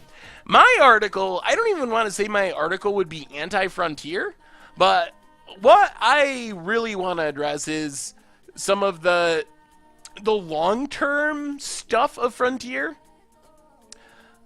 Because I think my biggest argument about Frontier, and this isn't saying Frontier is bad and you shouldn't play it, but my biggest take on Frontier is it's literally modern. And if you think that this is that Frontier is the solution to the things that people don't like about Modern, if the idea is it's going to be cheaper, and the idea is it's going to be this brewer's paradise, yeah, that's very true right now. That was true of Modern back in 2011, and it was true of Tiny Leaders, and it was true of every new format that ever comes to be. So I think that what I want to mostly talk about is point out that if Frontier became Modern and was picked up and supported like Modern, you're going to have the same things as Modern. You're going to have the formats that become about a few certain decks that the pros figured out. You're going to have Infect of Frontier. I don't know what that deck is, but there will be an Infect. There will be the Jund. And it's not going to be the Brewer's Paradise where anything goes. There will be a set meta with a handful of decks that are clearly better than everything else, and a handful of cards that are clearly better than anything else, because that's how Magic formats work. In Frontier, you can't just pick a card pool to solve that problem, and the prices are going to go up. So yes, right now, sure, maybe your Frontier deck's $400 and a Modern deck's $800, but if people are going to play Frontier in the way they play Modern, the prices are going to go up, and then your Frontier deck's going to be $600 or $700. And I'm not saying Tiny Leaders spikes where some random card goes from $5 to $50, not that kind of go up, but you're like $2 Siege Rhinos become $5 Siege Rhinos, and your $1 Anafenzas become $3 Anafenzas or $5 Anafenzas, and then all of a sudden it's the same price as playing Modern. So that's the article that I want to write. And it's going to say, if you want to play Frontier, you should do it, but do it with these things in mind, that it's not going to fix all of these issues over the long term. So that's the article, the basis of the article that I will probably write at some point about Frontier. But I am all for it. I played Tiny Leaders a little bit when it first came out, and I had fun playing it. Me and Richard jammed some games, and it was a fun time. And if you're having fun playing Frontier, you should go for it.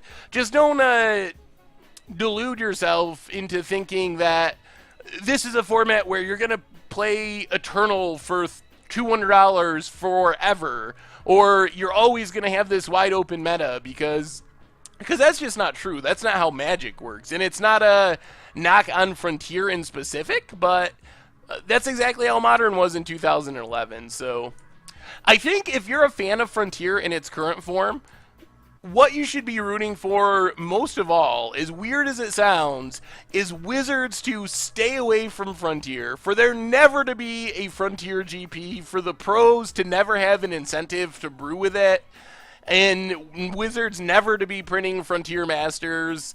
What you want is Commander, essentially. Maybe Wizards can support it a little bit, like, oh, we slip in some tiny Leaders cards in these Commander decks, but if Wizards starts running tournaments for it, and the pros are incentivized to start breaking it, I think that's going to take away from a lot of what people like about it right now. So I would be rooting for it not to succeed, as weird as that sounds, or to succeed on a big scale like Modern or Standard. Because I think that's going to have the opposite effect of what people want. More black mana. Alright, play a swamp, pass the turn. I have recently been arguing for a rotating format. That's one other thing that some of the Frontier people have told me that's kind of scary, is people that are big supporters and players have said, basically, we know that it needs to be a rotating format, but we don't want to make it a rotating format, so we're just going to make Frontier, we'll play it for a few years, and then when it comes time to need a rotation, we'll just drop Frontier and start another new format. And that really scares me, just because if you're trying to get people to like buy in and spend their money on Frontier, it's pretty scary to me that then you're already knowing going into it that you're gonna potentially have to drop the format and start over with, and then all the cards you bought to build Frontier decks all of a sudden maybe aren't playable. So I would rather just be like, okay, there's a rotation. I don't care how you set it up. It can be a long rotation or whatever, but if you're already knowing sort of that a rotation is going to be necessary to keep prices in check long term, to keep the metagame fresh long term, you might as well just say you're going to have a rotation instead of having this secret, hidden, super secret probation. Frontier is from Magic Origins up to, Magic 2015 up through the current set. So, Cons Block and the cards that are currently in Standard. I think we just kill this Kalitas here, discarding something. And we'll just discard Combustible. So that's an interesting conversation. I think the idea of bringing back Extended is good, but you have a whole nother set of problems with rotations. So then you have to deal with card prices more. You have to deal with rotation itself. Your cards all of a sudden going away, losing value. And honestly, towards the end, people weren't super hot on Extended. So I don't know if that has changed. Maybe it would be different now and people would be okay with Extended. But back when they initially got rid of Extended, people weren't super excited about it. And that's kind of why it went away to begin with, is because people were not liking it. Alright, let's just play Smoldering Marsh, pass the turn. I think a way to salve it would be to have sets that include mostly old cards, but some newer cards. That would be like a Commander-like product with boosters and intro decks that reintroduce cards. I would like to see them do that with Modern. Oh, how many blocks of Magic has there been? There have been many blocks of Magic. I don't know the exact number, but, oh, geez. Since 1993, going 2 a year, for example, 50? Actually, I guess blocks is different, because it used to be 1 block a year, so 30, maybe? Alright, let's let our opponent attack first.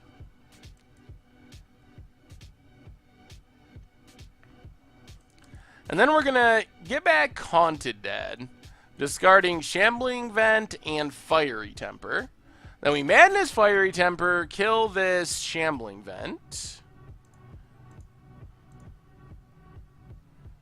So I'm not anti-Frontier. I just want people to realize that some of the things you love about it now aren't really sustainable if the format becomes popular. And it's not because Frontier's a bad format, it's just because that's not how Magic formats work. There will be best decks and best cards, and if it's a pro tournament, pros are going to try to break it and do degenerate things, and people are going to net deck and all that stuff. No white mana. Well, I guess we just pass for now. Oh, sets? Sets have got to be, man, closer to 100 Magic sets would be my estimate.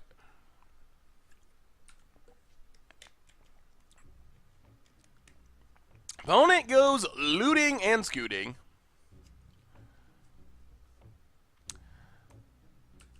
Yeah, maybe we should have discarded Nahiri. Nahiri's a good answer to Smuggler's Copter if we can ever get it down. So this is just like black-white Eldrazi? Another Thraben Inspector. What's my opinion on net decking?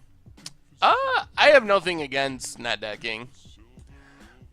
I think it's a personal thing. I don't know, yeah, let's discard this land, I think. We kind of want to find a white source for this Nahiri to kill Smuggler's Copter. So, 1, 2, 3. Well, alright. Let's pass the turn. We can do some blocking, then we can Noxious Gearhulk to kill Thought-Knot, and maybe get back into things from there. So I see net decking. I used to play a lot of music and do the whole band thing. I've talked about that before. But I see it the same way as music. Like, personally, I like writing my own songs and doing that. But there's some great covers out there that people play. There's bands that are very talented musicians that are 100% cover bands and haven't written an actual song in their entire lives. And there's nothing wrong with that either. So, personally, I like writing my own songs, but I don't begrudge you if you are a cover band and just play other people's decks either. I don't think there's anything wrong with that. And it goes back to Magic being great because everyone can play the deck however they want to play the deck. I mean, there's also, could have a conversation about does the game get south too fast now with so much focus on it? And I think that's different than just talking about net decking in general, but does having tons of websites, tons of articles from pros, deck lists everywhere, published daily, does that take and lead us to Green-Black Delirium and Blue-White Flash being half of the meta at some points just because it gets solved so quickly? That's a reasonable conversation.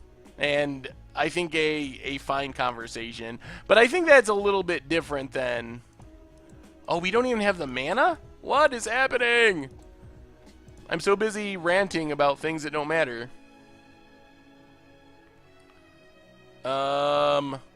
Okay. Well, let's find white mana, please. Untapped, preferably. Our single planes.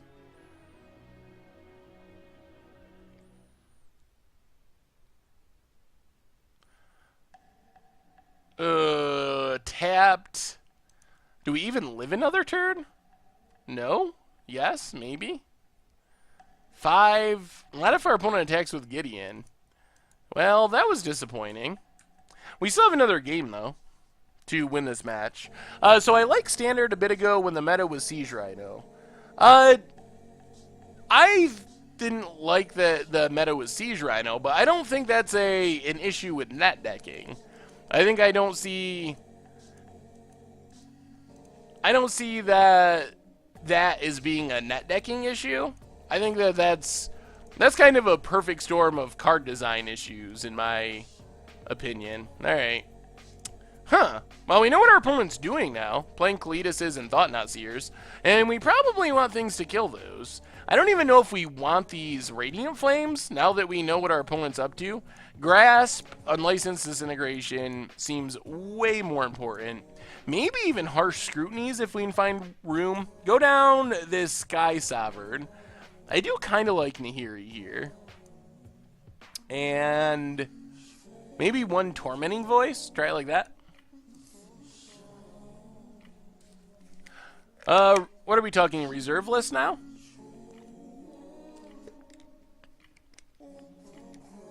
Yeah, I mean, Siege Rhino was super playable because it was very push card, and the mana in the format made it really easy to play like 3 or 4 colors. So Siege Rhino would have been less good to some extent if the mana wasn't so good, because you wouldn't have had like 5 color Bring to Light playing Siege Rhinos. You would have just had more normal, like Abzan would be playing it. So I think that's part of it. Well, let's Cathartic Reunion, discard a Mountain and a Noxious Gearhulk. Alright, pass turn. Hopefully we can do some reanimating this game.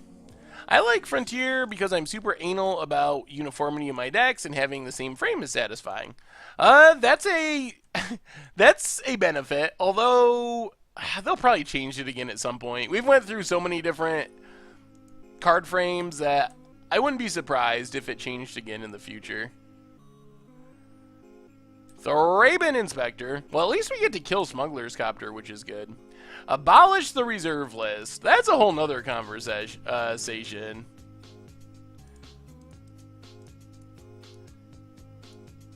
Alright. I think you should play the decks that you think are fun. If you brew them yourself, that's awesome. If you net deck them from someone else, that's awesome too.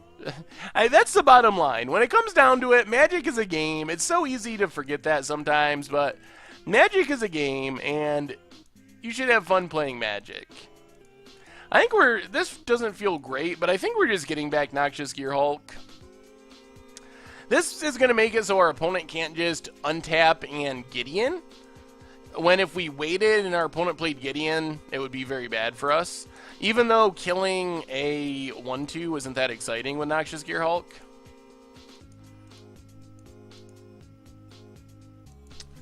Alright, Ruinous Path on our Gearhulk. Thankfully, we have some Red Gearhulks that are pretty close. Alright, Red Gearhulk's coming next turn. So, hopefully, 2 Red Gearhulks will do what we need it to do. What do I think about Frontier with Metallurgic Summonings, using Madness or Surge to get big tokens for less? I really like the idea of Metallurgic Summonings in Frontier, but I would look at the Delve spells. I think those are the cards that are super busted. Dig Through Time and Treasure Cruise are not banned. So those are like 1 and 2 mana, make 8/8s, and draw X amount of cards. So I think that's the way to make Metallurgic Summonings, because, oh man, that just seems so busted. So our opponent mills and takes 9 and plays an Avacyn. Sure.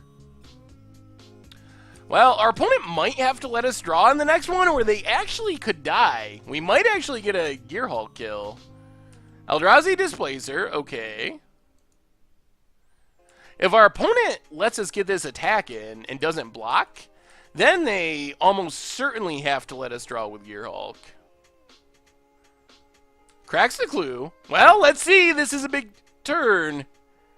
We get a Tormenting Voice. Well, let's just attack with Combustible. See what our opponent does. Blocks. Alright, blocks with Displacer. Gonna try to flip their Avacyn. Well, let's play a Gearhulk, see what our opponent chooses. Gearhulk.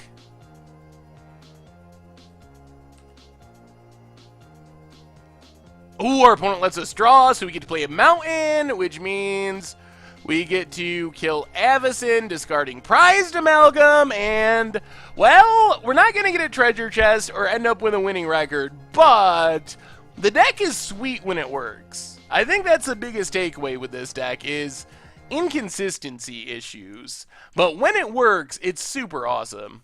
Alright, opponent gains a bunch of life with a Noxious Gearhulk of their own, plays another Shambling Vent. Oh, well, Alright, let's attack. We get a rise from the grave. Oh, get in with Combustible Gearhulk. Opponent takes it to 11. I think we're just going to get back another... I think we're just going to get back another Combustible. We could kill their Noxious Gearhulk, but I think this is fine. Huh? When it enters battlefield, target opponent. Oh, we actually have to target. Okay. We also get back Prized Amalgam. Opponent lets us draw again, which means we get to Tormenting Voice, discarding a Haunted Dead? Oh, man. This deck has so many fun cards. I wish our record was better. It looks like we're going to finish 2-1. But this deck does some really sweet things. Well, let's attack with everything. Well, not Prized Amalgam. Attack with the 2 Combustibles. Yep, we're just going to keep playing Combustible Gearhulks until our opponent gives up. Plays an Avacyn.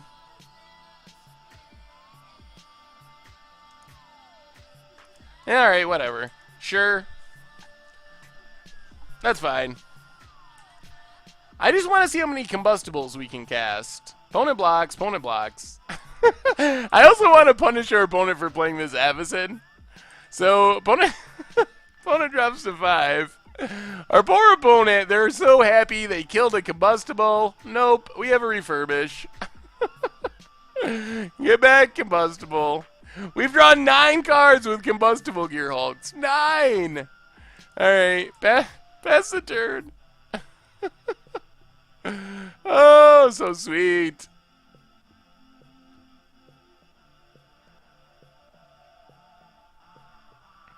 There's Eldrazi Displacer. No, our opponent, do they even have colorless mana? Or did, oh yeah, we saw a little bit. Opponent gets in with Avacyn. Sure.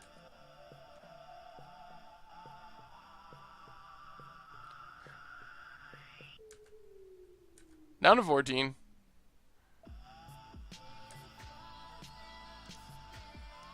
Well, let's do some attacking.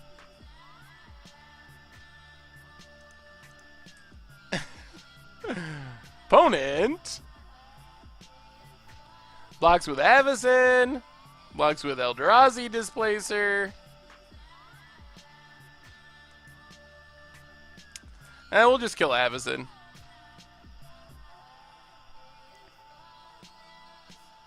Grasp of Darkness.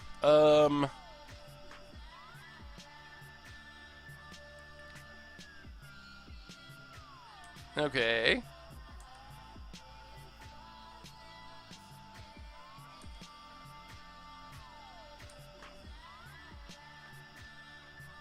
So let's see. 1, 2.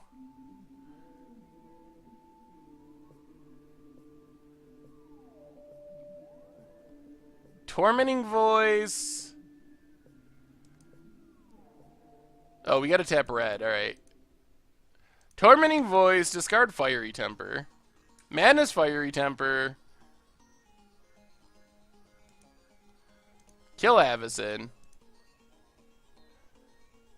We don't win with burn, we play more Gearhulks. Smoldering Marsh. I mean, technically we could win with burn, but isn't playing more Gearhulks better? Look how many cards we've drawn. We even get to reanimate another one next turn.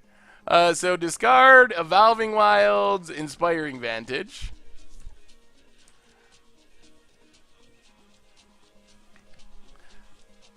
We're gonna get the Gearhulk kill, I swear. We're gonna reanimate another one this turn. Oh, we could kill him too. Refurbish Combustible Gearhulk. Number 5. No. Number 5 Gearhulk trigger. Go to combat. Do some attacking. We're gonna do it. There's Shambling Vents. Sure. How much reanimation do we have left? 1, 2, 3, 4. Are we out? I think we're out of reanimation. That makes it harder. Oh, I don't want to just kill him. Opponent blocks and blocks. Deck ourselves and win with Lab Maniac. Alright, everything dies. Let's play a mountain.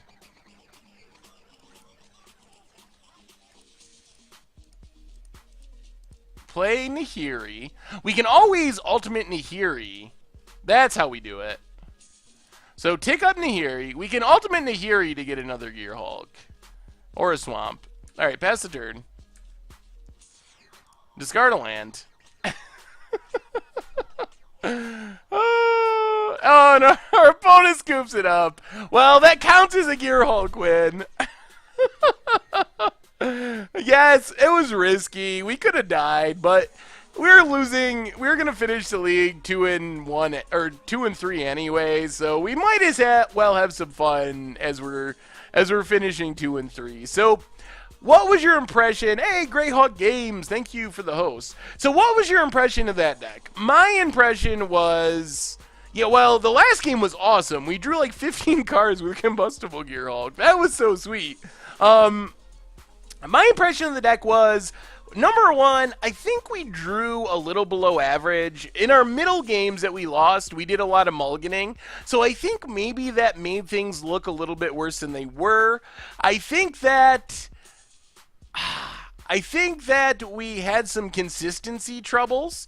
So we had some issues with drawing the wrong half of our deck, sometimes not finding our finishers. Clunky, that is a good term. Whoever threw that out there. Clunky is a good term for it. There was some clunkiness, but it was also awesome when it worked. So I'm glad we played it. Would I take this to a GP? No. Would I take it to an F&M? I definitely would, because when it's doing its thing, it is incredibly fun and super awesome. Like, we had some really sweet things happening, so oh man, I know, I like looting too much as Smelly Vagabond. That's one of the weaknesses in my game, is I would rather loot than win, so I activate key a lot. But so, if you have the cards and you're looking for something to try at F&M, I think this deck is perfect. It's really fun, really unique, does some cool stuff. If you're going to try to win a GP, probably play something else because of the consistency issue. But I think it was really sweet. What's so difficult about Infect? Just seems like holding the right pump spells and drawing well. I think that sequencing can be challenging, but well, what do I think about swapping Refurbish for Grimflayer and updating the mana accordingly? Well, you'd probably have to bring in more reanimation targets, but I think that would be possible. Thoughts on Startle Awake in this deck, or just Startle Awake in general? Startle Awake is a sweet card. I don't think it would work in this deck.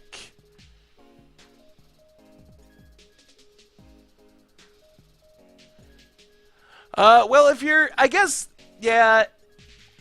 maybe I overuse the use it at your F&M. Of course, it depends on your specific F&M. If your F&M is cutthroat GP grinders, then I mean, I think this is still fine. It also depends on your goal. I think that's part of why use it in F&M works. F&Ms is a low-stakes environment to try out new things. This deck, it can be a cutthroat GP grinder and win that match. Is it going to do it consistently? Probably not.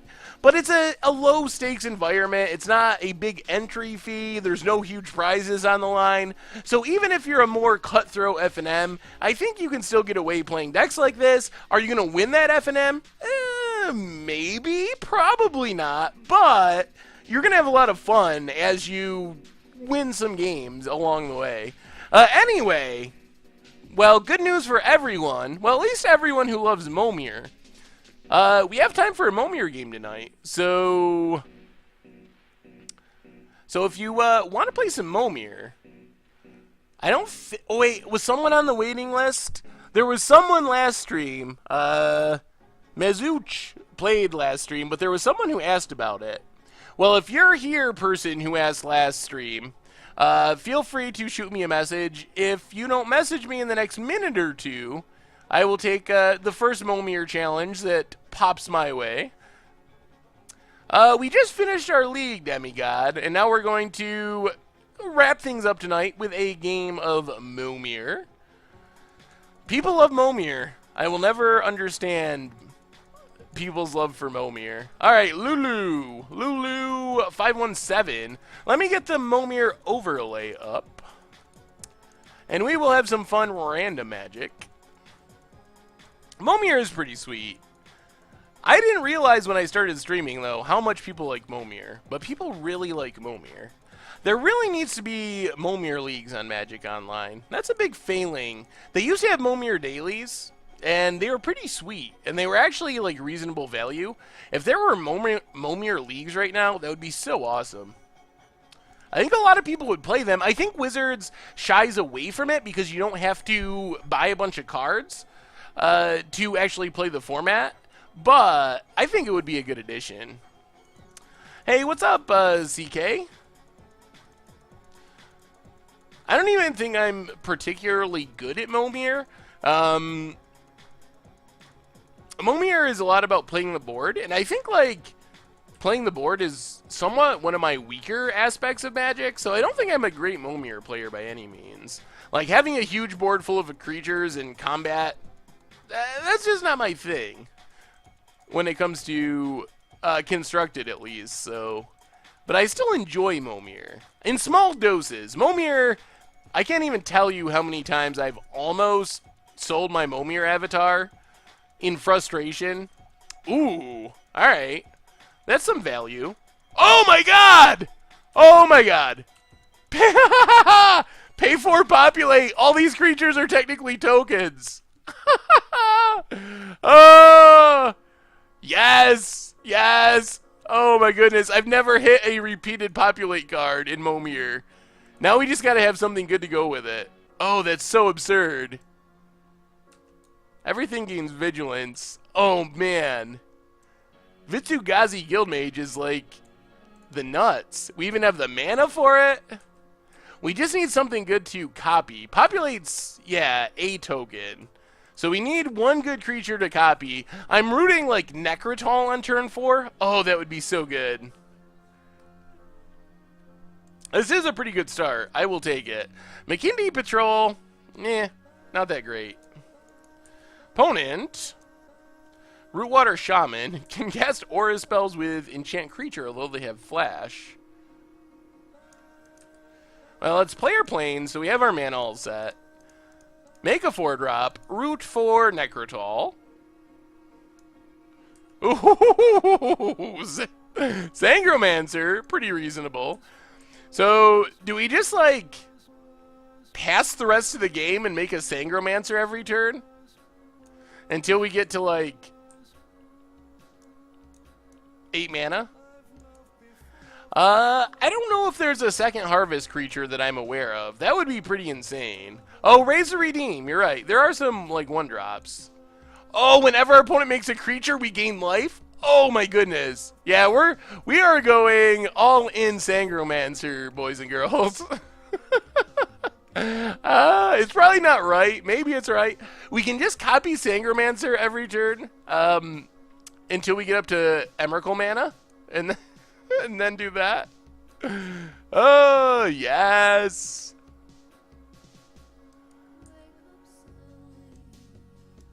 Opponent gets Gorilla Chieftain. Alright, well, let's populate.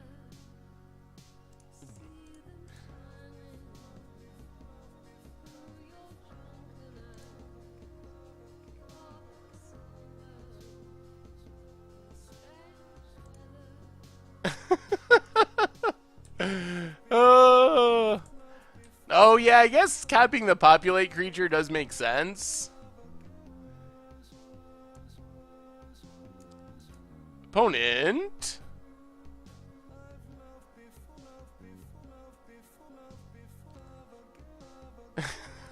We gain 6.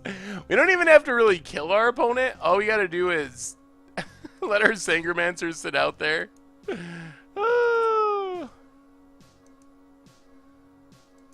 I think everyone's playing Cube tonight is what most of the streams, I assume, are doing. Opponent gets a Gangrenous Goliath. We were just doing a league, but we finished our league. Well, let's populate. We're not going to copy the populator. That probably is technically correct, but let's give our opponent a chance. I guess we should kill them. I kind of want to not kill our opponent and just make a bunch of Sangromancers. The league, the deck was very inconsistent. We've finished 2 and 3, which is disappointing. We had some awesome, cool stuff happen, also some very inconsistent stuff. Hurricane Cactos, welcome to the Fishbowl, and thank you for your subscription. Big scoops cheer for our new subscriber. Opponent going aggro. We'll take it. Since they can never kill us through these Sangromancers. Oh.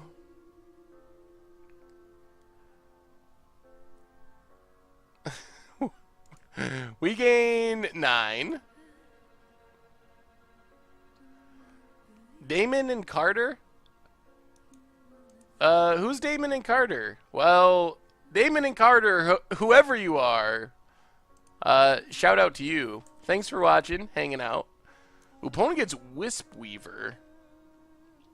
Not good in Momir, since everything's tokens.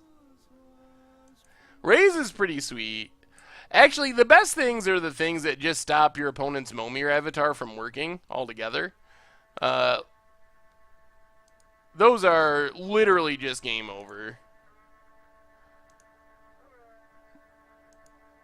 Oh, I clicked the wrong one. I clicked create a Centaur. Let's just make another Sangromancer. Thoughts on Ruin in their wake. Now that we have Attune with Ether and Traverse. I think it's very powerful, but it requires some deck building. You definitely gotta build around it to be able to support having a waste on turn 2, most likely. Usually the games don't get 2 Blight Steals. Most of the times 8 mana is the cutoff. Because at that point, 8 drops are very powerful. Actually, probably the most powerful converted mana cost. So usually people stop there. And if you try to get up to Blightsteel and your opponent makes an 8 drops, 4 additional 8 drops is likely going to kill you. Because you're going to have to essentially pass your entire turn without making a creature to get up to Blightsteel mana because of the discarding card situation. I don't think that was really a pun. I think we got to kill our opponent. Yeah, Phyrexian Revoker is really good. I've seen like mono green ramp decks that have used Ruin in their wake. Well, I guess we can make a creature too and populate.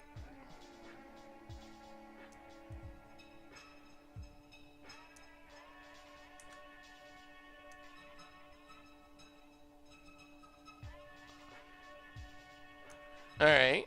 Well, that's not bad. Either a 5/5 flyer for 4 or a 3/3 hasty flyer. Oh, I really like the art game. Thank you for asking that question. I really want to battle Richard and Chaz now, because I think Richard, I think, assumed that I would beat him. But Chaz seems to think that he could keep up with me at the art game, and I don't think that that's true. Actually, you know what? I think after we finish this game, before we close out the stream, maybe I'll pull up the art game on screen, and you all can see how good you are at the art game on what is it? Impossible mode. It's a Magic art game. There's the website that has a Magic card art game. So maybe to close out the stream, I'll pull it up and see how good you all are And I'll play 2. You have to, it shows you the art of a magic card, and you have to try to guess what the card is for 1. Hopefully we hit some echo cards. That would be sweet. And also the artist, if you can. I'm not very good at the artist. I am pretty good at getting the art. As funny as it sounds, like, from buying and selling collections, and, like, squinting through horrible pictures on Craigslist ad, trying to see, like, what cards were in this collection someone was selling, is it worth buying, that actually has made me really good at recognizing the art on Magic cards. But naming the artist is super hard. Oh, Scryman, there was nothing in our treasure chest tonight because our deck did not get to the treasure chest number of wins. We went 2 and 3 with some bad draws and just general inconsistency and clunkiness in our deck. Ooh, hopefully we get some more of these. I don't want to trade with that. Let's pass the turn. We could hit a big echoer, and that would be sweet. Our opponent gets a... Ah! Yes! Oh, actually, we might still lose to Eater of Days. Leveler is the one that's instant loss. I could imagine our opponent just beating us down and winning after waiting 2 turns. So we will see. That is very big and flying in trampoline.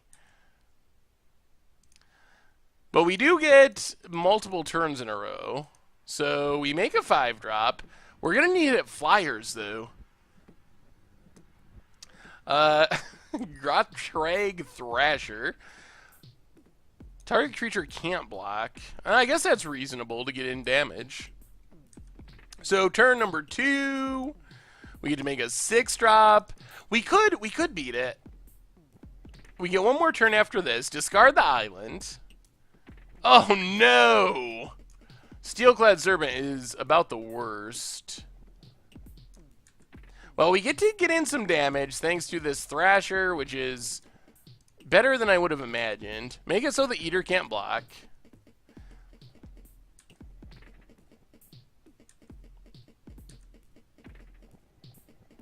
And 7-drop.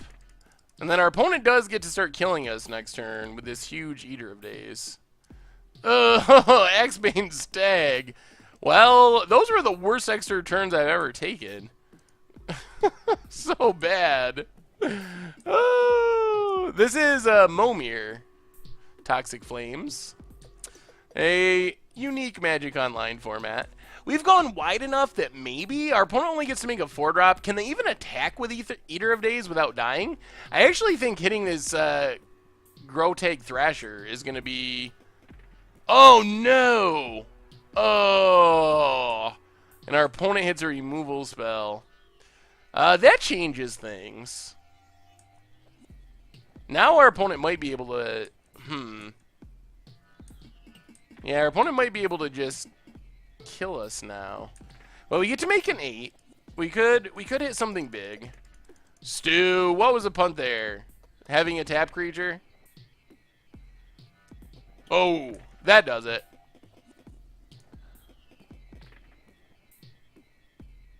Now, let's just attack with our Stag.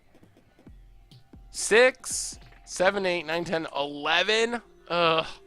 Actually, it doesn't do it. That might have been a punt. We might have needed to attack more there, but then we lose creatures. We need to hit something with haste. Basically. But what if we hit an Echo card, Stu? And we can't afford to pay the Echo cost. I think you're looking at it backwards. I don't think there's any 8-drop Echo creatures. Greater Stone Spirit can't be blocked by creatures with flying. Alright. Well, we need one of two things. Something with haste wins us the game. And actually any artifact wins us the game because this can attack. So, artifact or haste creature. Otherwise, we got to be able to profitably block Eater of Days. So let's just get an artifact or haste creature. Skarg Goliath. Alright. Well, we got to take 3 turns in a row, but Eater of Days gets it done. It is really big and very tramply.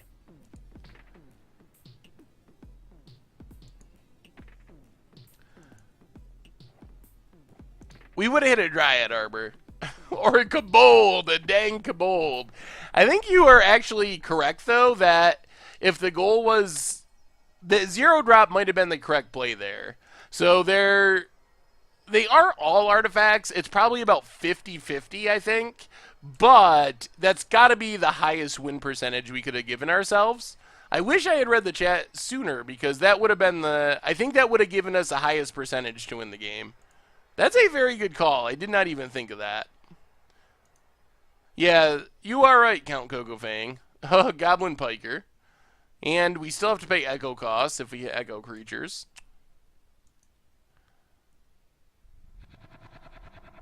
Yeah, so I think maybe slightly less than half. What did our opponent get here? The Snapper, as long as you control no untapped lands, it has Shroud. Well, Stu, just for you, I'm going to go aggro with this 2-1. The Goblin Piker. Once he'd worked out which end of the thing was sharp, he was promoted to guard duty. Alright, tagged with the 2-1, Stu. Are you happy now?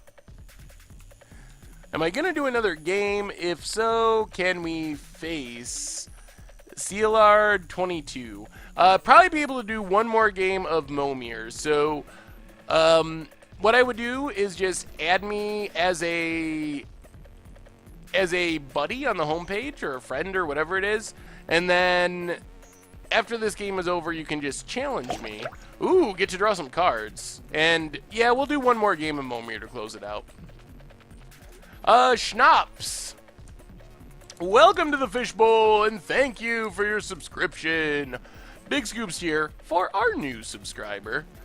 Yeah, sorry, we finished our league with Reanimator. Phyrexian Monitor for our opponent.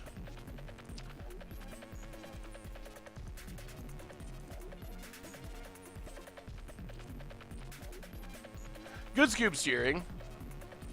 Magmasaur, 5 counters, beginning your upkeep, you may remove a counter if you don't sacrifice it, and it deals damage equal to the number of +1/+1 counters on it to each creature without flying in each player. Okay, interesting. What's up, good pants? Yeah, you're sneaking in at the end of the stream tonight. That's alright, though. Welcome, welcome. Oh, it's Scoops. Phil loves Ungi. You gotta have the pluralization there, the S at the end.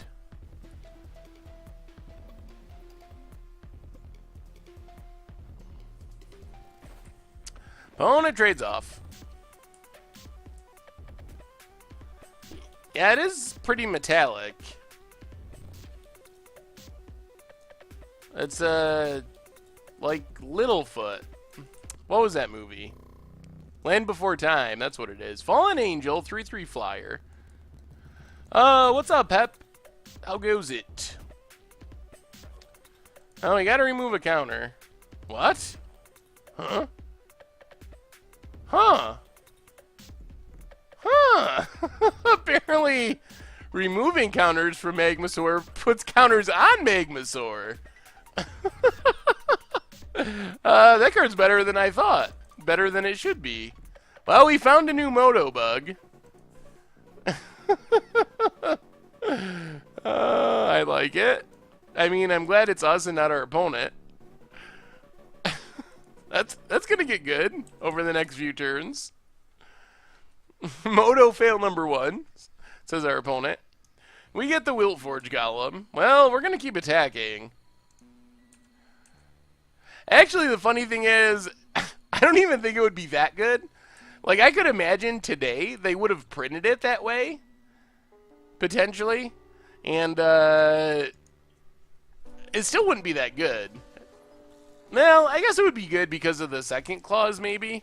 But I could imagine it seeing print. Ooh, Woodland Bellower would be sweet if it wasn't for the fact that the deck is all lands. Opponent gets in with the flyer.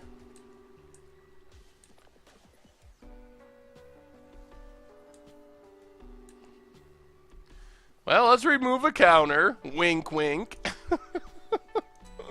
Up to a 7/7. Good old Magmasaur. Fell Shepherd, when it deals damage to a player mid-turn, all creature cards are put in your graveyard, blah, blah, blah. Not very good. I found the second coming of Splinter Twin. Saheeli Rai with Clever Impersonator, Altar of Brood for the win in Frontier. Ooh, well, speaking of Saheeli Rai is tomorrow's against the odds. And it's pretty sweet. We are going infinite with Saheeli Rai combo in Modern. But not exactly the combo you mentioned. A combo that I think is even more competitive. The Woolly Loxodon. Oh, I can update it. We were playing Mardu Reanimator, but I will update. Momir in Standard. just to confuse people. I can't tell you what I'm doing with Saheeli Rai. Let's remove a counter. Oh, well, thank you, Phil. Ooh, 8/8. Well, let's make an 8-drop. Nope, no liquid metal coating. Oh no, the Bearer of Heavens.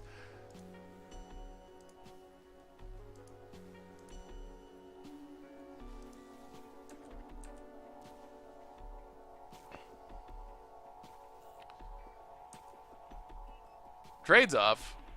We can actually, if we can just wait a couple more turns, we can just choose not to remove a counter and see what happens. Hopefully we just kill our opponent. We finished, I can update it. We finished 2 and 3 with Reanimator.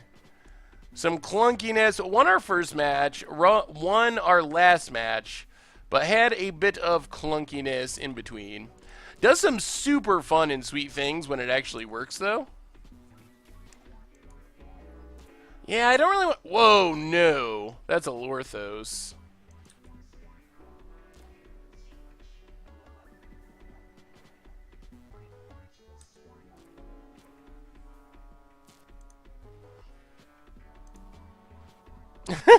Alright, there goes Magmasaur. Now we just have a Bear of Heaven staring down an Angel.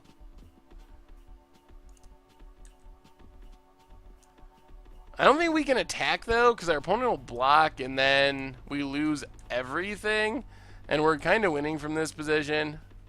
I don't really want to blow up the world this game. I think we win if we don't blow up the world.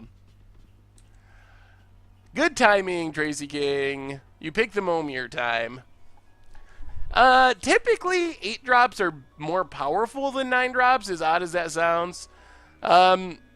Magmasaur is apparently Moto bugged.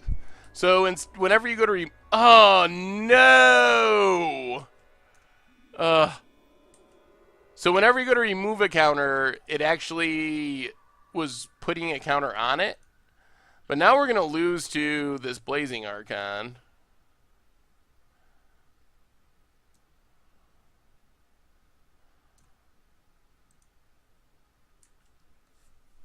Oh! Oh, I shouldn't have played that land. I can sack Bear of Heavens to Liege of the Pit. Ah, I think that was a mistake. I should have held the land, then sacked. Oh, welcome, Jack the Demon. And thank you for watching all the deck techs and stuff. Oh, I should not have done that. That was such a mistake. When breaching, blah, blah, blah. Bounce all stuff, blah, blah, blah.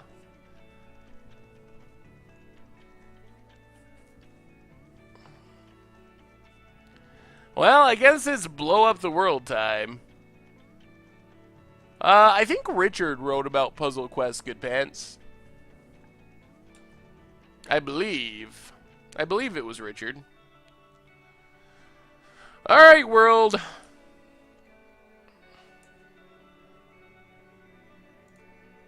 Oh, dear. Well, this is going to be interesting.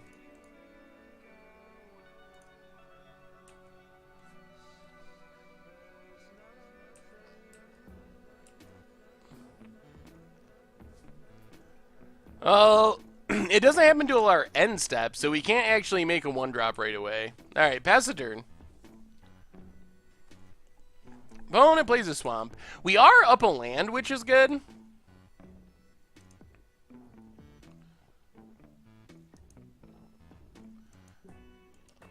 Making a 1-drop feels so bad. This is not a good idea. This is a very bad idea. At least we can destroy an aura. I guess this forces our opponent to start making 1-drops. This is going to be very weird. Oh. I think our opponent loses now.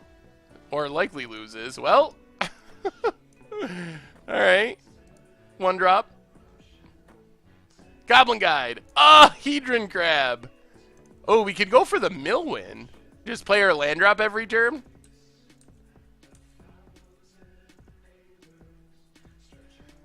Alright, opponent is going to make it 2. Oh. Well, at least it can't flip, and it can't attack. It's going to be annoying, though. Alright, let's go for the... Our opponent's at 2. Let's go for the mill kill. Only 13 more land drops. Actually, less than that, because our opponent draws for their turn. The old millin kill. We're doing it every which way. Yeah, this ended up being a much crazier game of Momir than I thought. Ugh. Arcbound Stinger. Alright. Opponent's down to 33 cards.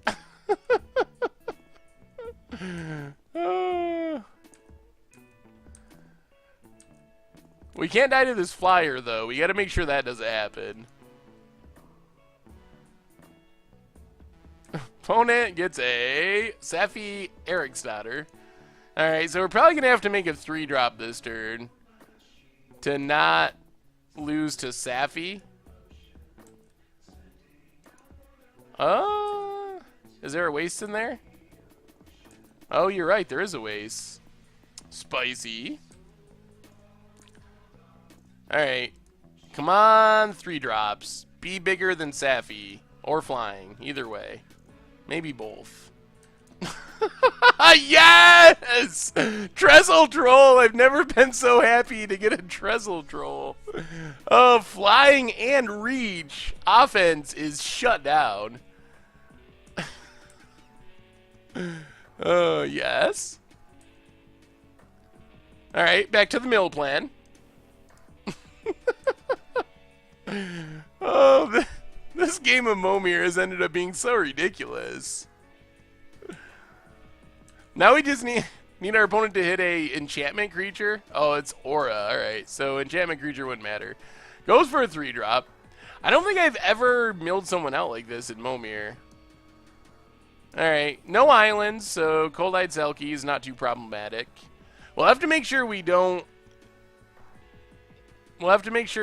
play an island. So we can't land drop an island if we draw it. Alright, forest. We're getting there. Opponent's down to 24 cards. Oh, so we kind of have the rules on the side a little bit, but your land is all decks. You have a Momir avatar where you start at 24 life. Yeah, the Jay's Aller coming in with explanation. Spartan Commander 22, welcome to the Fishbowl. Thank you for your subscription. Big scoops here for our new subscriber. Wall of Light. I would not have gotten that one in the art game. Alright. Opponent's down to 20 cards. We're going to do it. We're going to do it.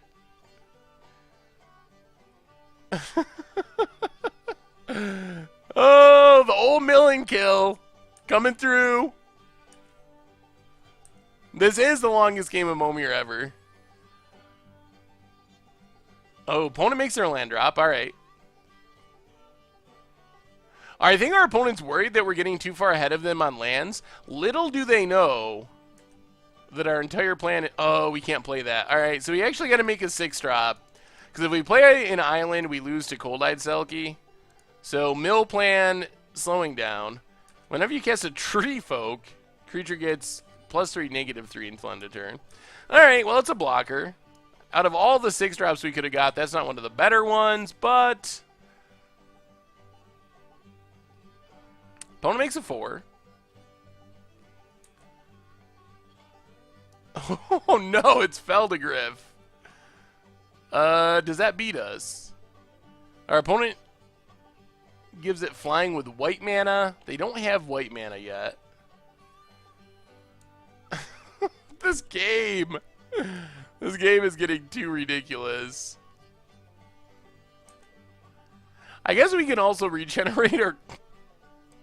We can also regenerate our Trestle Troll if they can give it flying. I've just never played a game of Momir like this before. Sweet Cat, welcome to the Fishbowl, and thank you for your subscription. Big scoops here for our new subscriber. Thank you, thank you, thank you. Pass the turn. Opponent's down to 14 cards. Oh, there's their white mana. They're going to give it flying.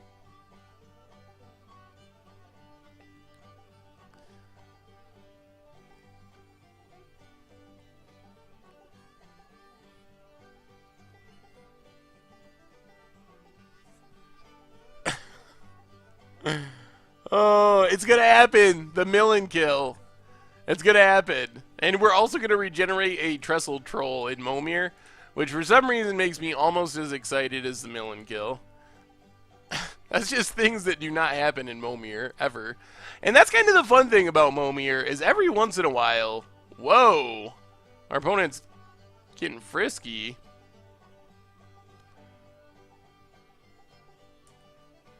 Alright, let's just kill that thing, I guess. We only actually took 2 because our opponent had to make us gain 2 to give Feldigriff flying. We'll play the plains, mill our opponent.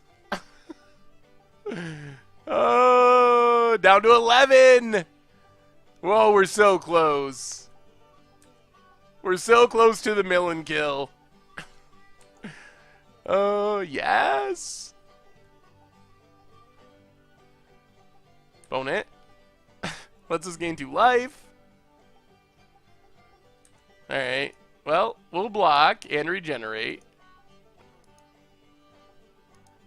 The mill and kill and Trestle Troll regeneration. No, we're gonna win with the mill. I'm telling you, the mill and kill.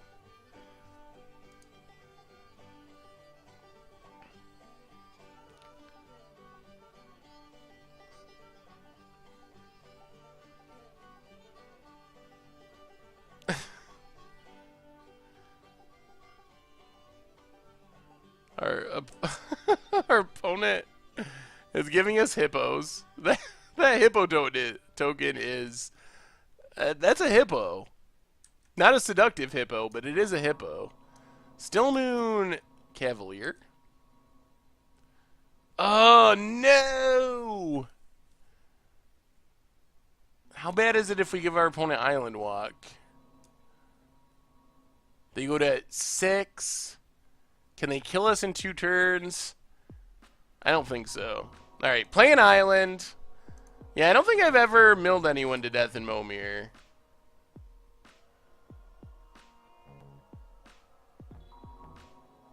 I think the math works in our favor. I think it does. Pass the turn.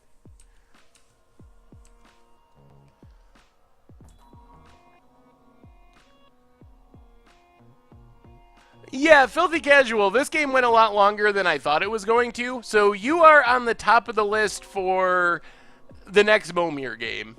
So next time we play Momir, if you're around, you are the opponent. So whenever the next time you're around and we're doing it, It's all on you.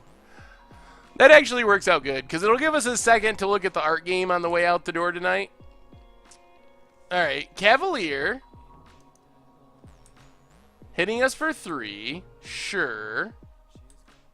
Down to 9. Are we going to run out of time?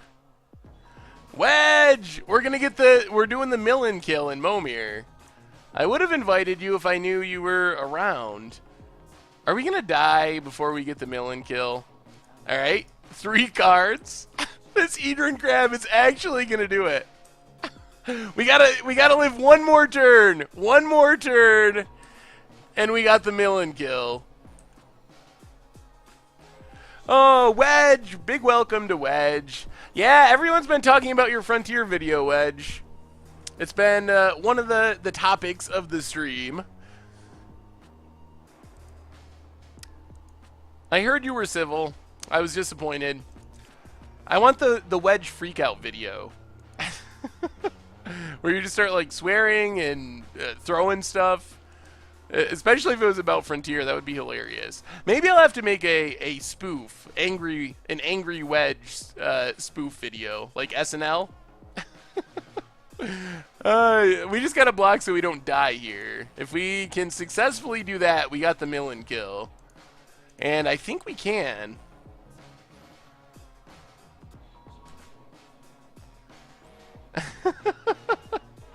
Oh, I'm teasing you, Wedge. You're the last person I would actually expect that from. We're actually gonna do it. Our opponent draws down to 1 card in their deck. We got the Millen kill. Oh yes! I've never done this before. First time ever. Opponent. No! Oh, they run to. Oh no! Oh no! The odds! Oh my God! Oh, that's gotta be the only. Oh, that's gotta be the only 5-drop that could ruin it. Oh my God! Oh, the Millen kill. So close! We got to 1 card. And of all the things that would ruin our plans. Oh, Momir is a cruel mistress. Oh my goodness. Alright, well I guess we can just make 8 drops? 10 drops? What do we get at 10 drop? Anything good? And now are we just dead?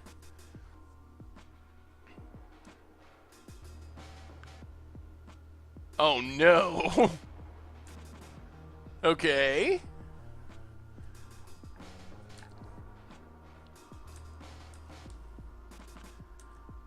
And now where you would also just actually if our opponent stopped attacking, I think we mill and kill ourselves with Jin-Taxius.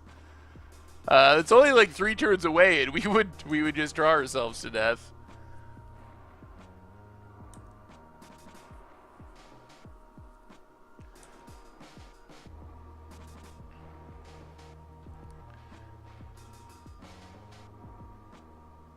This doesn't just kill us, though. We get 1 more turn.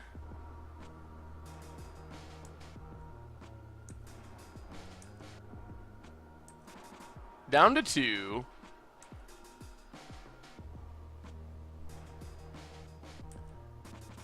Yes, I know. We should have won by attacking.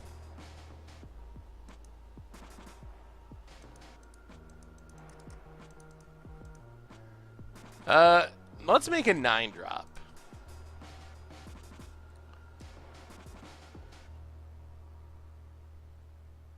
Converted mana cost even. Odd, odd, odd, odd, odd, even. Your opponent can't block with... and our opponent has all those 3 drops and 5 drops? Alright. We draw 7 more cards. You can only make one per turn. They do have converted mana costs that's printed on them. All right, and that does it. Well, that is gotta be the most ridiculous game of Momir I've ever played. And I played a lot of games of Momir, but I have never seen that happen before. Oh my goodness. What are the chances? The Epitaph Golem off the top. Oh my goodness. Well, very good game. Very good game. Filthy Casual, you're on the next. You're on the list for next time. So close to the mill kill. Our opponent all the way to 0 cards. I'm gonna close that real quick because I hear the chat saying I could have won. What game are you talking about? I could have won what?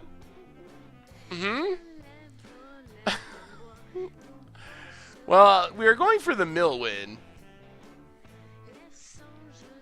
Alright. So, on the way out the door, and we're going to stop in about 5 minutes, I'm going to just show you the art game because the art game is sweet. So, you all can help me with this. This is magiccard.info/art.html. So, what this does is you click on it, and it gives you some art. So, what is this card? We are on impossible mode. If you know the artist, that's awesome as well. So, this is the art game. It's pretty sweet. I'm not sure what this card is. Oh, well, alright, let me do one more reminder. Since the ad's in the way and you're thinking about our sponsor, one more reminder, we have a new sponsor, Loot Crate, and they make some awesome boxes, and you should check them out. They sponsor the stream. They have monthly subscription boxes for geeks and gamers. This month's box has Assassin's Creed stuff, Firefly, Funko Pop, and they have an anime box. All this starting for $13.95, and you can get 10% off with our code BRIDGE10. So check out trylootcrate.com/mtggoldfish, and thank you to them for their support. And now I will move their ad so you can actually see the art. All right, so what is this? I do not know what this card is. It's a tree folk. That is true. Oh, old Gasselbark, grizzled gas. I know this now. You're right, if it is that card. Old Gastbark. That sounds right. We're going to go with Old Gasbark. Yes! This is a opaline sliver?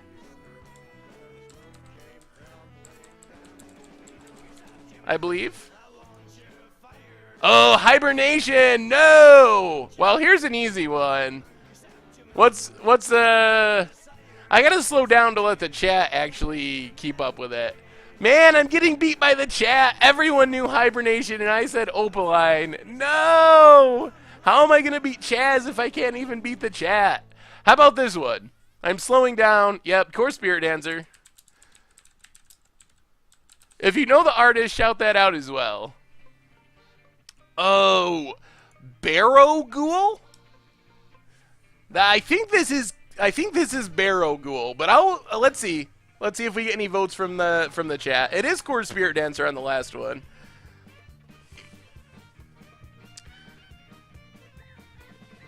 Is this Barrow Ghoul? All right, Jenky Merc coming through. Very good, very good. Everyone agrees. It is Barrow Ghoul. All right, this one's actually kind of easy.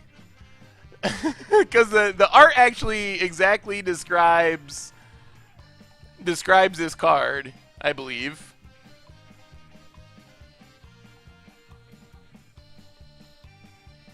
Yes, we have Kurashiro coming in first right before Tracy King. Flying Men, very good. Even though it's only one man. This one's a secret, apparently. Oh, goodness.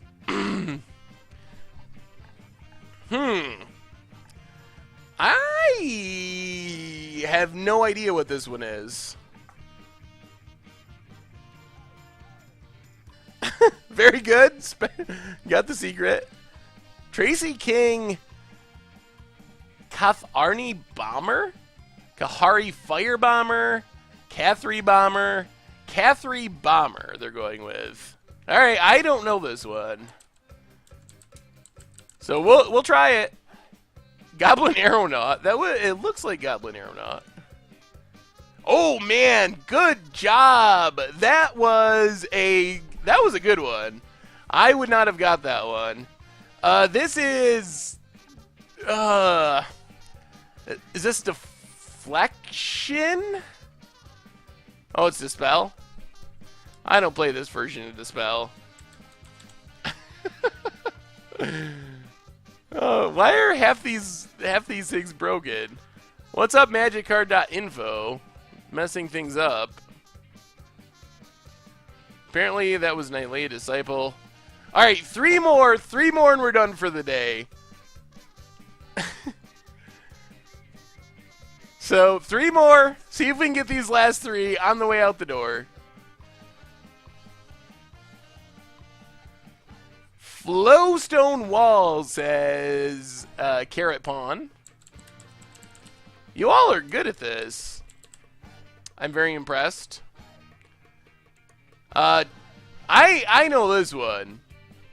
This one I'm pretty sure is Triumph of Ferocity? Is that even a word?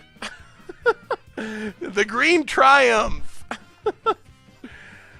It is Ferocity, alright. Triumph of Ferocity. And last one for the night. This looks like Kamigawa, maybe? I don't know what this one is.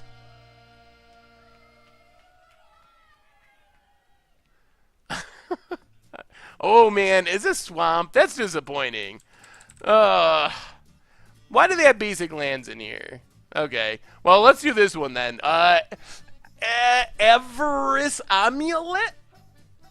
Everest Amulet? Is this the really bad equipment that changes controllers when something happens from like one of the more recent core sets? Or am I way off?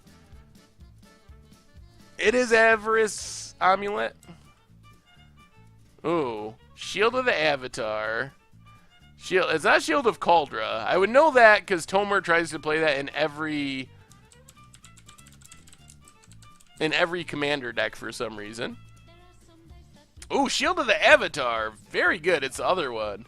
Dwarven Blast Miner? No. It's not Dwarven Blast Miner, but that's what that art looks like. Amulet. Amulet of Vigor.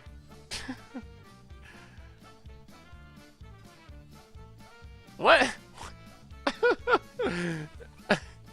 Dwarven Demolition Team?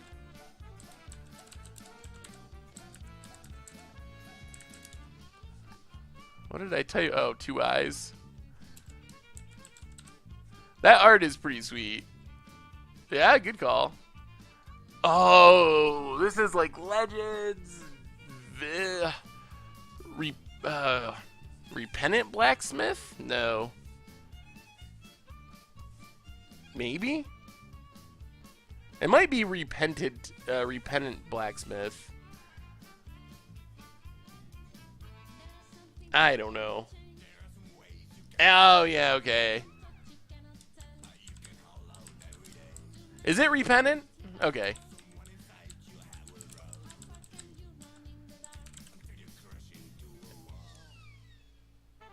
Oh, who was right? Someone said that. Janky Merc, you're killing it. Because everyone else was wrong on that one. Oh, alright, alright. But that's the art game. Maybe we will do it again in the future if we're looking to kill time. But it's pretty fun, and it's also, yeah, perfect Momir card with Scornful Egotist. You can also not do Impossible Mode, and Impossible Mode, I think, is any card from any set. But if you do like easy mode, rares from core sets, all cards from core sets, hard mode is a good one because it's all rares, so you don't get the random stuff. So I think hard mode might be maybe the best mode. But so anyway, you can email me at saffronolive@mtggoldfish.com or tweet me at saffronolive. But I think that's gonna wrap it up for tonight. But so Reanimator, hit or miss. Momir, awesome game, maybe punning. Art game, super sweet. Anyway, make sure to check out the merch page, pick up some t-shirts and playmats and sleeves if you want to support the stream and the site. And the MTG Goldfish Replay YouTube is where you can find all the old streams. We will be back on Thursday with another one. Abby Gargoyle? Oh, Granite Gargoyle, so close. So we will be back Thursday with another one. In the meantime, we will have an Against the Odds with Saheeli Rai tomorrow. Another This or That comes out this week. All kinds of fun stuff, so keep an eye out for that. So thank you, everyone, for being so awesome. It was a ton of fun. So I will see you Thursday for another one, and I will talk to you soon.